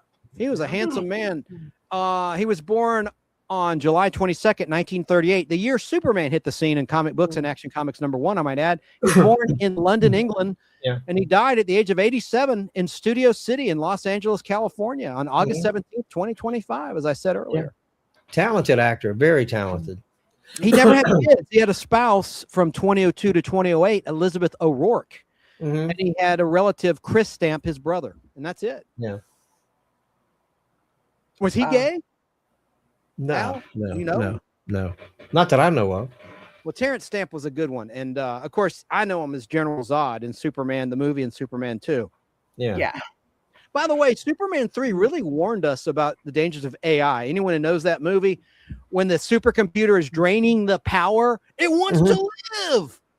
I'm telling you, man, between Battlestar Galactica's Cylons, the rise of the Cylons, and Superman 3, I think Superman 3 is going to go down as a very prophetic, prolific movie at the end of the day. It's been panned for years, but that whole subplot about the supercomputer that Richard Pryor's character Gus Gorman created, how it sucks the power out of the power lines and shuts down the power in major cities like New York to live, I think that's unfortunately might come true. Am I crazy? That remains to be seen. Look, dude, I work with AI stuff all the time, and it can't get anything right. So I think we're okay. There'll be many years we'll all be dead before it has a problem. So I don't worry about it. Was he in Star Wars? Joe said he was in Star Wars. No. Oh, yes, he was. He was like in the prequel movies. Oh, yeah. Oh, Yes, he was. Dan said we missed the Buck Rogers guy. Oh, I know I didn't because I have that on my list. You're good one, but I wanted Al to say his. Here's the list Al sent me. Terrence Stamp, we just did that. David Lynch did that. Claudia Cardinal just did that. Richard Chamberlain did that. Marianne Faithfull just did that. Brian Wilson did it. Diane Keaton, check. Robert Redford, check. Robert Benton. Roberton Benton. Robert Benton. He was a director. He directed, Kramer versus Kramer. He directed one of my favorite movies called Bad Company. I got his picture there. Let me pull that up. The picture of Robert Benton. There it is. Robert Benton. Okay, go. He was a terrific director. Like I said, he did Kramer versus Kramer and a movie called Bad Company. He was Places in the Heart. He directed that, which is one of my favorite movies with Sally Field. Brilliant. He was good. He was born September 29th, 1932 in Dallas, Texas. He died May 11th, 2025 at the age of 92 in New York City, New York. Yeah, and I really liked Kramer versus Kramer. And a little quick story, you know who was supposed to play Meryl Streep's character in that movie, who was picked by Mr. Benton? And that was from Charlie's Angels, Kate Jackson, and from The Rookies. She could not do the film because of her contract with Charlie's Angels, so she quit the show. She was so pissed off that she couldn't do Kramer versus Kramer, and Meryl Streep got the iconic role. Everything happens for a reason. I think. Meryl Streep played the perfect bitch. I mean, she was, but she is the Betty Davis of today. You know, she's a great actress. Zyberplex says, I'm surprised Nostalgic hasn't mentioned any nude scenes by actresses yet. Okay, well, I'm going to get to Mr. Gerard in just a minute, but there's another one you forgot, Al. Bjorn Anderson. Okay, I've got his picture here. People, I'll show you, probably don't know who he is. Well, I'll look him up while you're getting the picture. I'll find it. Here's a before and when he got older. Pull it up. Let me look that up. Let me put that on the screen. I'm just looking his ass up. He's Swedish actor and musician. He's Swedish, yes. He died October 25th, 2025. Let me just see. I had good sources too. I can't believe I didn't see that. All right, here's Bjorn. Everybody is watching. There he is. Young and old. When he's young on the left, and that's when he was older. And he was in one of my favorite movies called Death in Venice. I've got the DVD. You see it right there. He was born in Stockholm, Sweden. He was 70 when he died in Stockholm. Born to live and die in Stockholm, Sweden. Yep. Wow. Look at that hair when he got older. You know, I think there was another picture. Hang on a second. I think it had. Okay. I'll read about his death real quick. Let me see if there's a cause of death. He died sadly of cancer in the hospital in Stockholm, Sweden on October 25th, 2025 at the age of 70. Yeah. Yeah, that's the only picture. That's the only one I pulled. Yeah, that's him. Okay, I just want to make sure we cover everybody that you wanted to talk about here. Now that we're at the end of the show. Like I said, a lot of people. He didn't make a whole lot of movies, but this, Death in Venice was one of his first movies, and he became a pretty big star after that for a while. Yeah. I got one more. Got one more for you, and this guy lived in Georgia when he died. Let me just pull up his information. This guy died December 26, 2025. Wow. He was about to turn 83 in just a couple of weeks when he passed away. Who do you think I'm talking about? Oh, and Joe says that looks like the Unabomber to your picture there. Hang on. That's a pretty good one there. That's a pretty good one there. No, Jean Marsh. Yeah, Jean Marsh died. I like Jean Marsh. I'm going to get her picture. That's. Thank you for mentioning that. Do you know who Jean Marsh was, Al? If I see his picture, I might know, but not right on. Sarah knows. Sarah knows. May not realize it, but I need to see. Well, she was. Are you familiar with the classic Twilight Zone? Did you watch that with your dad before he passed away, Sarah? Well, yeah, I watched growing up. Yeah, I've seen like every episode of Twilight Zone, of course. I mean, who do you think I am? Well, Jean Marsh was in the very first episode filmed after the pilot, not in aired order, but in production order. She played a robot in The Lonely opposite Jack Warden. That's one of her roles. She was also in Jerry Anderson's UFO, among many other better known roles. And she was on The Tonight Show with Johnny Carson. For a long time, she was a regular co-host. I'm finding a picture right now. I have a great picture I want to show you of Jean Marsh. She died at the age of 90. Wow. Thank you so much, Zopperplex, for mentioning Jean Marsh. I would have kicked myself had I not covered her death. All right, I got that picture right here. You guys will know who she is, but she was in the first episode that introduced the character of Paul Foster in Jerry Anderson's UFO. I know her from that. I know her from Twilight Zone because I'm a sci-fi geek. But all right, here comes the photo. I'm uploading it. Where's the picture? It's coming right now. Jean Marsh. It's uploading. Yeah. Hang on, it's coming. It's loading. There's Jean Marsh. Jean Marsh. Ah, yes. I know her. I recognize her. I'll tell you a little bit about Jean. Thank you again, Zopperplex. That was a really good catch there. Okay, she's born July 1st, 1934, and she died April 13th, 2025 in London, England. Let me see. I'm curious if she ever had kids. Let me just look here. She had she was married to one of the Doctor Who doctors from 1955 to 1960 when they divorced, John Pertwee from Doctor Who. She was married to him. She died at the age of 90. Yeah, so she did so much work. She was a great actor, really good. Her first credited role, it's uncredited. She was a dancer. Okay, it doesn't matter. Let me just look for a credited role. Dancer in Sally's Dream. She played a dancer a lot. Anyway, well, that's Jean Marsh. So rest in peace, Jean Marsh. But 90 is a nice long life. Did a lot of work on the BBC over in England. All right, so you do recognize that face. My God, she was in The Walton. She was in 9 to 5, the TV show based on the movie Trapper John M.D. She did a lot of television work here when she moved. She was in Doctor Who in 1989 in several episodes, playing 3 different characters. All right, I don't want to go on and on about Jean Marsh, but rest in peace to Jean Marsh. Definitely. And now the last one I was going to talk. Oh, you put this picture up of us, Al. Yeah. This was at Superman. It's not showing up at my end. Hang on a sec. You should probably pick up. There we go. There you go. That's us at the screening of Superman by James Gunn. Yes. Yeah. In July. We're not dead. Neither one. Yeah, we're not dead. But there's a picture that Al put up. We aren't dead yet. Yeah. Not dead yet. So the final one, I saved one of the best for last, just for a Gen X perspective, I guess. This guy. Welcome, Buck. Welcome to Heaven's Gates, Buck. Gil Gerard.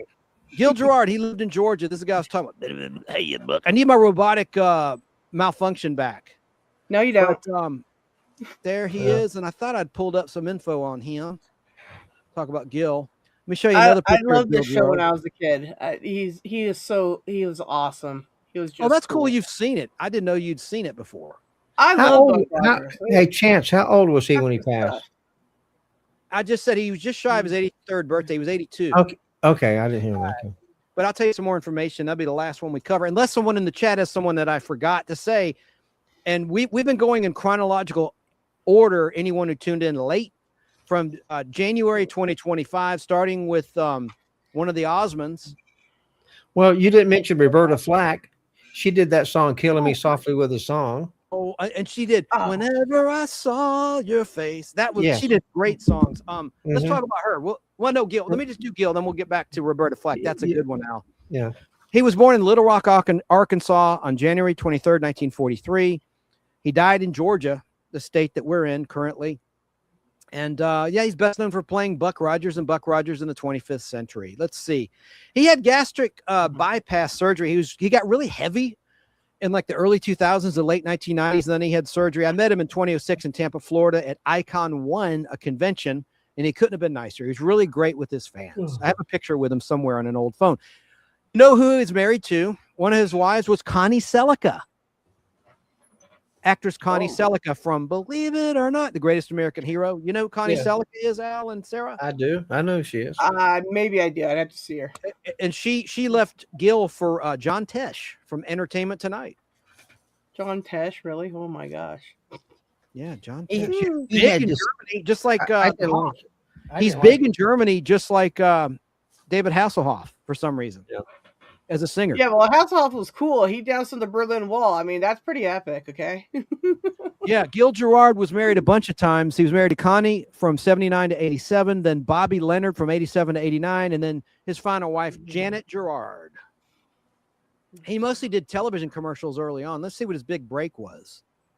Oh, guess what? He drove a taxi cab in New York City, and he studied drama by day, drove a taxi cab at night, and one day, Gil Gerard picked up a fare who showed a lively interest in the problems of unemployed actors. And before he left the cab, he told Gil Gerard to report in a few days to the set of Love Story, which was a movie being filmed on location in New York.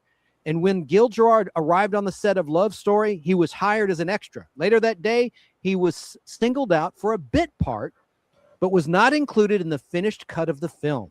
Did you like that movie, Love Story, Al and Sarah?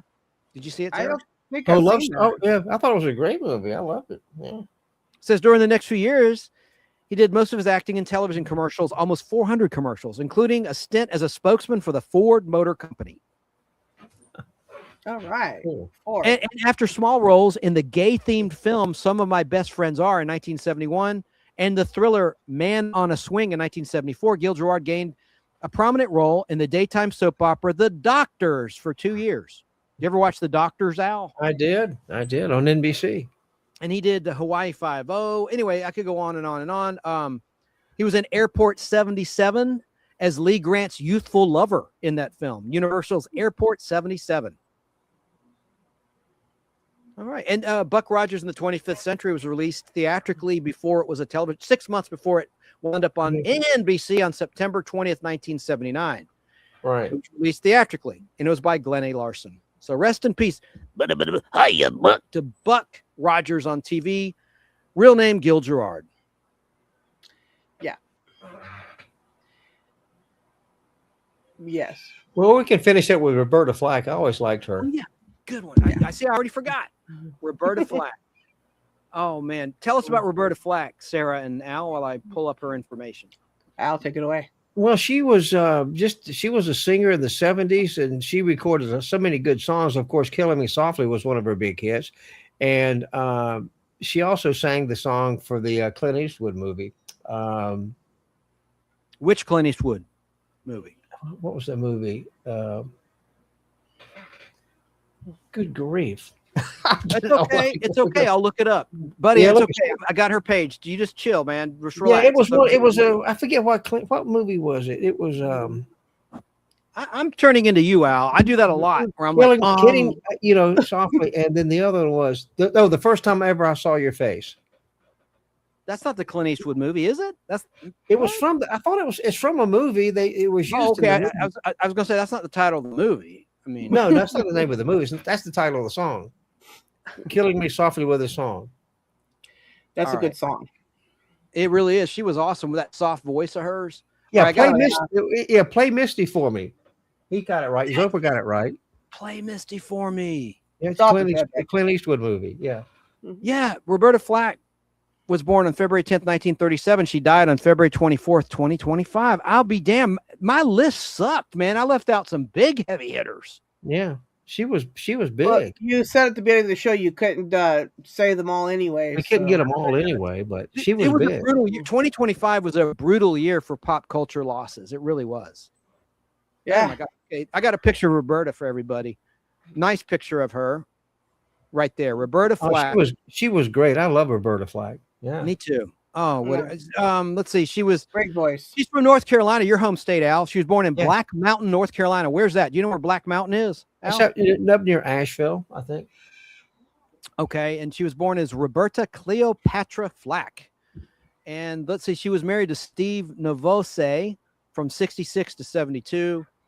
And that's it. So she was divorced in 72 and never remarried. And they divorced, so he didn't die or anything. Let me see what the cause of death was. It could have just been old age, but let's see. Yeah. I think it was 100% death. I think everybody died from death. It's true.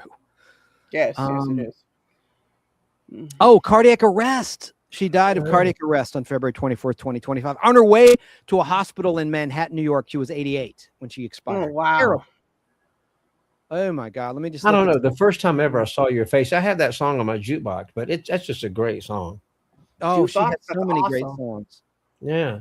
First time ever, Killing Me Softly with his song. You mentioned that. Feel Like Making Love, Yep. which was That done by a good- Bad Company. I love the Bad Company version of that. It might not be the same version. I'm trying It's not to the think. same. It's not the same song. title, but yeah, it's not. It's not the That's same tempo at all, and the same Hmm. same different lyrics. The Closer I Get to You, remember that? Where is Yes. the love? Where is the love? I'm not Yeah. gonna try to sing. I'm off key, but yeah, Where is the love? That's a great one. Oh my God! Tonight I Celebrate My Love. What a great duet that was. Oh, She my, had a string of hits. I mean, they were good. oh my God! What a beautiful lady. Yeah. Holy shit! Oh, sorry, family show. That is a tough loss when you see that beautiful face. Yeah. Oh my God. For real. And It was, but you she kept dropping off the every time sweater. when I saw her on television she seemed like the nicest person. I've never met her, of course, but she seemed like she would be just the nicest person to be around. Yeah. Yeah, it seemed like a gem. I did talk about I think we talked about we didn't. The Wire actor Mickey Lee, James Ransone, the Wire actor Mickey Lee from Big Brother. I don't really count reality shows, no offense. I don't remember that. Robinson from Duck Dynasty. So and what's her face from the cooking show died at 55 with the weird hair. Yeah, well, she's cool though. Yeah, she was epic. So there are exceptions to the no reality show rule. Wow. All right. Well, I want to give a couple shout outs. Shout out to Mikey. I don't know what happened to Mikey. Mikey was supposed to be here, but you know what? We probably would have been going 6 hours had he been here. We've gone 3.5. Yeah, he does like to chat a lot. We love him. We're not knocking him behind his back. Oh, That's no. a coward. Mikey's a sweetheart. Yeah, but he does like to talk. Yeah, no doubt. So I want to also say thanks to producer Natalie. She was not here. She's in New York City with her best friend, and she sent me a couple shots from New York, and she's on her way to Thailand right now to visit her mother. Oh, wow. That's awesome. Yeah, and she's taking her mom on a safari in South Africa. She's going to Japan. Oh, she's going to be back that's- in a few weeks, but That's she's doing a awesome. lot of traveling right now. Oh, And cool. I'm excited because I'm going to be working on something I can't talk about, a movie for multiple days. It's going to be really cool. I got these cool costumes, 4 costumes. Can't All wait. right. I can't wait to get my pictures. Pictures? Yes, you send me all your food pictures and Oh, whatever else. I quit doing that because I thought it was kind of lame. If you want me to keep I sending like them, I will. it. I keep I telling you stopped I doing like that. it. I No, don't I like send it. If anyone in the business, like production companies, I don't send any confidential shit. All I take pictures of is food. That's it Yes. for Sarah. I love seeing his food that he gets to eat. I Yes. always think the craft tables are just as important as anything else because you got to feed the crew and actors to But keep them Natalie, happy. yes, Natalie did want me to wish the audience of the Nostalgic Pod Blast and your audience, Sarah, and yours, Al, a very happy new year. This is producer Natalie in an approved picture. And here's Natalie. Here's Natalie in New York City with her best friend from the other day. Oh, let me change the shots. The camera angle, rather. Okay. What? No, I did. I messed up again. There. Nope. There we go. So Natalie wishes everyone, hope you had a great Christmas and a very, very happy New Year. And she sent Hi, me Natalie. some cool pictures from New York. I thought I pulled it up. Oh, I didn't. I got to convert them. Hang on. Let me. I do want to show some cool shots she sent from New York just a moment ago while I was live. Let me find. I got to convert them to a damn JPEG because they're from a phone. Inside baseball, as Sarah knows, and anyone that uses StreamYard like Al knows, for some reason, pictures from a phone, you have to convert them to a JPEG, right? Yes. It's ridiculous. I maybe because you guys both have Apple phones, so I don't have to do that. I don't have to do that with my phone. It's an Android. I'd never heard of that. It's so annoying. It Well, automatically. but It photos automatically on my works phone, on your phone, you can just transfer over to your computer easy. Yeah. I do it all the time. Well, I take all my stuff off my phone and put it up on the StreamYard. I don't really use my computer because it's not that great. Yeah. But I don't have those issues because I have Android. See, Android is a superior product. The only other phone I've had other than an iPhone was a BlackBerry, and I went from that to an iPhone, and I've never had nothing but an iPhone since. Oh, You never had okay. anything but an iPhone. I'll be doggone. I don't. It's just what works for me. I Okay, here guess. come the pictures. It'll be worth the wait. Awesome. She sent some lovely shots from New York. It's been snowing up there, as Al, you mentioned before the show began backstage. It's been, or on the phone, I can't remember, but you were telling me how it's been really No, they had snowy a in New York storm City. up there. Yeah. Okay, hang on. They're We all got some great weather out here. And it's 75 in Atlanta today. Yeah. I loved it. I wanted to get on my mountain bike. I did yesterday. I got some exercise in and I hit the gym, but I wanted to today, but I had to do show prep for the Pod Blast. Okay, here come the pictures. Woo! I think the Rob Reiner case is the weirdest death of 2025, the weirdest and most tragic I'm celebrity going to death. be interested Well, in I don't finding out how think that I don't went think about. it's weird. I just think it's very sad. I think it's weird and sad. I mean, anytime you have like a child doing that to both parents. What were you saying, Sarah? Allegedly. The trial? Is that what you're gonna say? What were you, I didn't mean to interrupt. Yes, I'm looking forward to hearing about the trial and what comes out in the trial and stuff because It's just, I mean, that's really if he did the thing, it's really extreme to do that, right? So, what are all the things Yeah. that led up to it and all that? It's going to be Drugs. interesting to find out because right now all we can do is really speculate, and that's really kind of not fair either. So, Drugs. It's going to be, it's a mess. It's a definite mess. Well, they there. got that trial coming up, and Luigi, remember him? He shot the guy from United Healthcare. Now they're already the expert lawyers are already coming up with the defense for him. Yeah.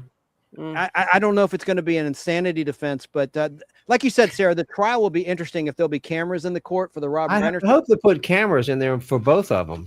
They don't have a death penalty in California, but in extreme cases, I think they might. Well, I mean, we do still have it. It's just nobody enforces it anymore. So, right. As far as I know. Yeah, that goes back to the. Well, how come the Manson clan never? How come Manson was never put to put to death? I don't know. I think a lot of people they considered him insane. It could be. Yeah. Yeah. I know one of his lackeys, one of the chicks, they got out, and I don't know whatever happened to them. It was one of the younger ones that got arrested with them. I forget her name, but I wonder what happened to her too. No. There better be cameras in the courtroom because I'm a voyeur. No, it would be interesting to see. It'll be interesting to see what happens. Yeah, I think they will put cameras in there because it's such a high profile case. Yeah. Oh yeah. Then they're gonna have every documentary about it. It's gonna be yay! It'll never stop. Okay, I have the pictures from Natalie's New York City trip. She's probably on a plane right now going to Thailand. These are all right. She said it was okay to show these. Oh, let me reduce our camera shot. Why can't I ever do this right? I think snow is very pretty as long as it's somewhere else. Mm-hmm. Yeah, we've had some hardcore weather out here. Look at that beautiful shot. Oh, that's gorgeous. Hudson, are you there, Joe Gutfeld? He sees that all the time. He lives up there. But I like movies with snow, and I like movies with trains. So, but yeah, I think that's beautiful. And let me see. It's very pretty. Another one of buildings. I don't know why I have to convert it because it's from my iPhone. Thanks, Dan. I guess I can show it next week. But it was a really nice shot that she sent me. Hell, I can't find it right now. But yeah, we miss you, producer. So come back safe. We'll see. And she had a good time. Danny says that California abolished the death penalty. Yeah, that's what it was. Okay, so I don't keep up on all that.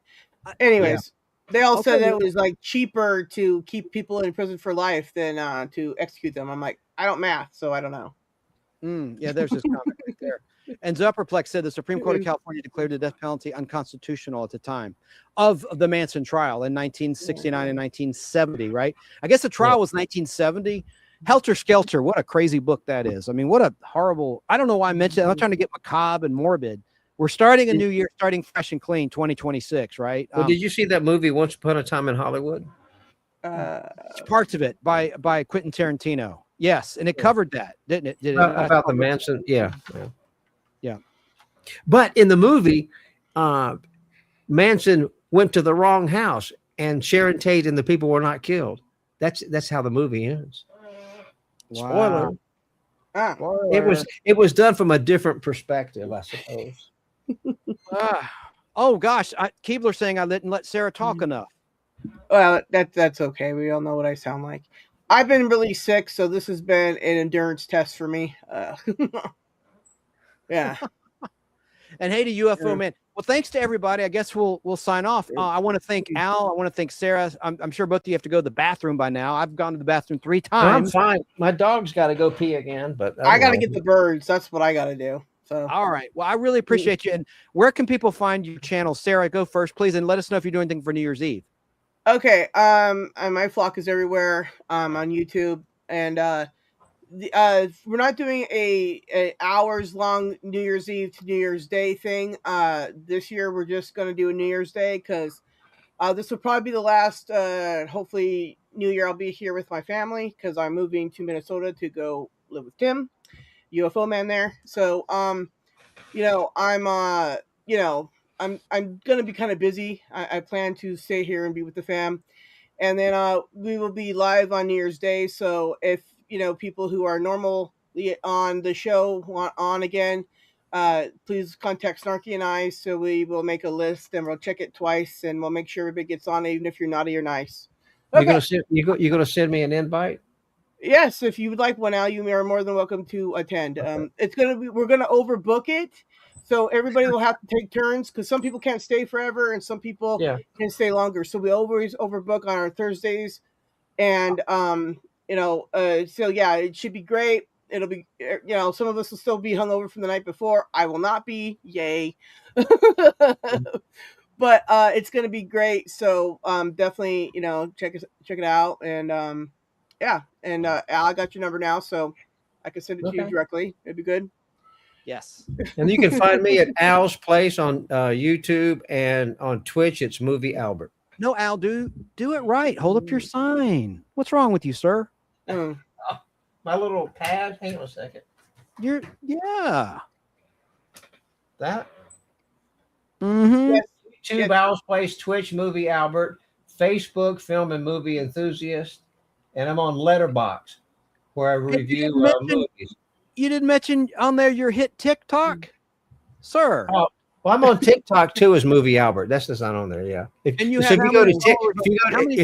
you're a TikTok fan of Movie Albert on TikTok, I have 1,200 followers on TikTok. Thank you. That's it right there. And you're teaching me the tricks to TikTok. You said always post on the weekend. You'll get the most traction. I haven't been doing that. I've been posting during the week, and I've only got like 6 followers.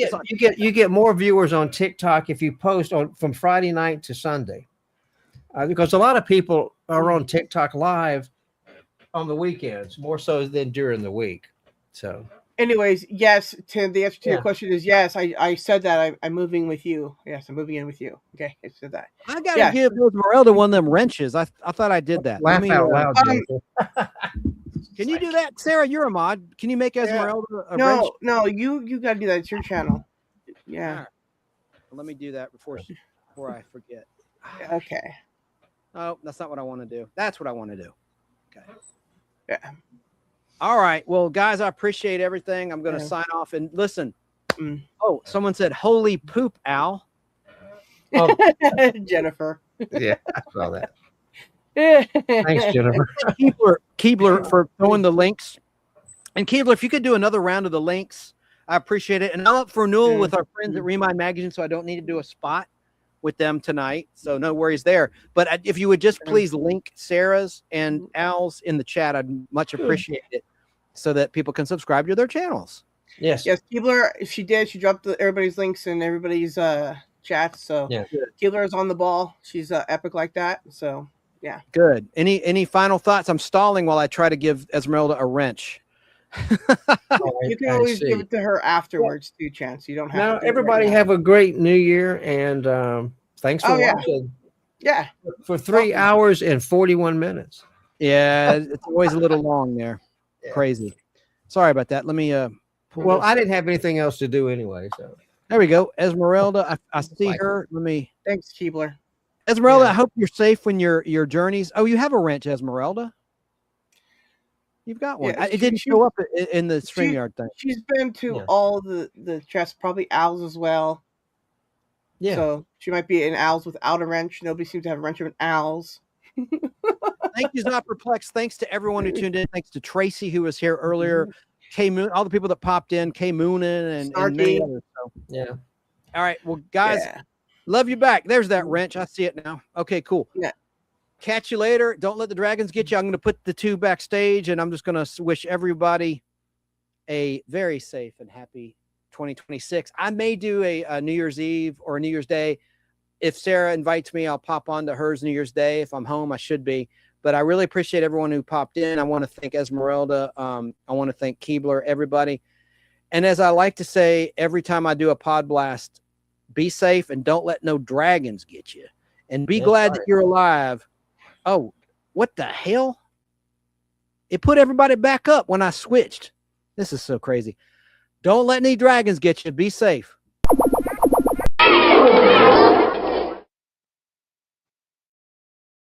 And stay tuned, because Donnie Osmond's going to have an official YouTube channel with clips from the Donnie Marie Show.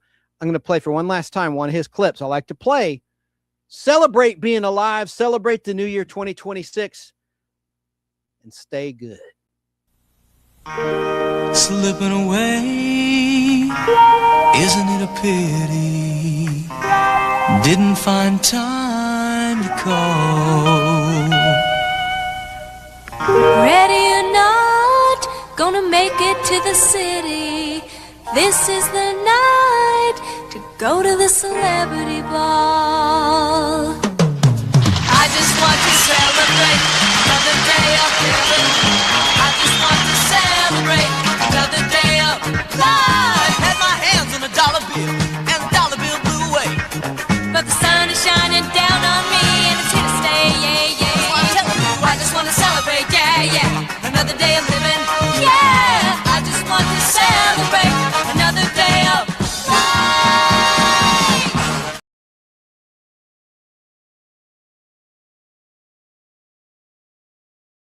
That's it. That's it. Remember those that passed and be glad that you're alive. And also, be good to your fellow man. We'll see you next time on the Pod Blast. Good night, everybody. Get ready to rewind time. This is the Nostalgic Pod Blast. Let's go!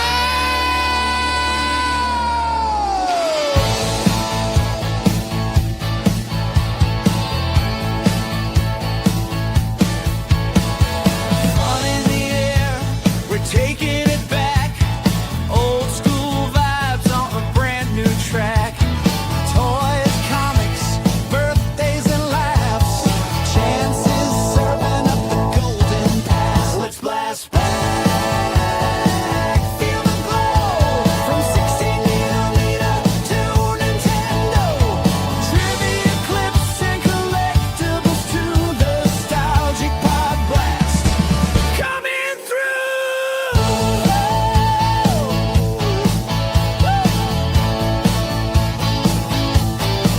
Yeah, on nostalgia, memories ring. Comic books, laughs, it's a vintage thing. Let's go!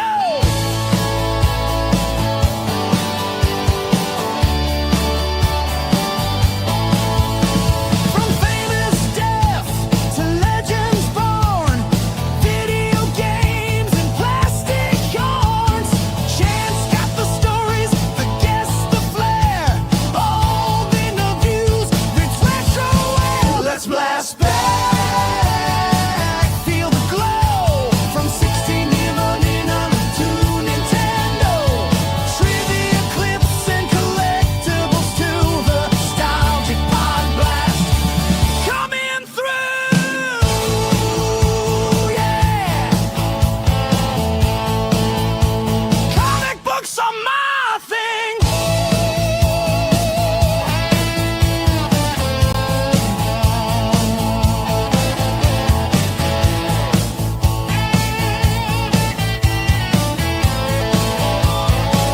Give me the collectibles. We've got the knowledge, the clips, and the laughs. This is the Nostalgic Pod Blast. Subscribe and blast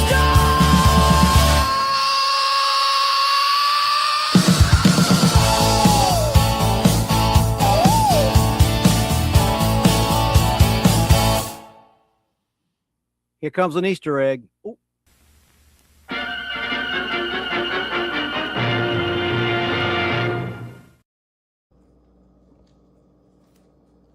Somebody loves her ribbons.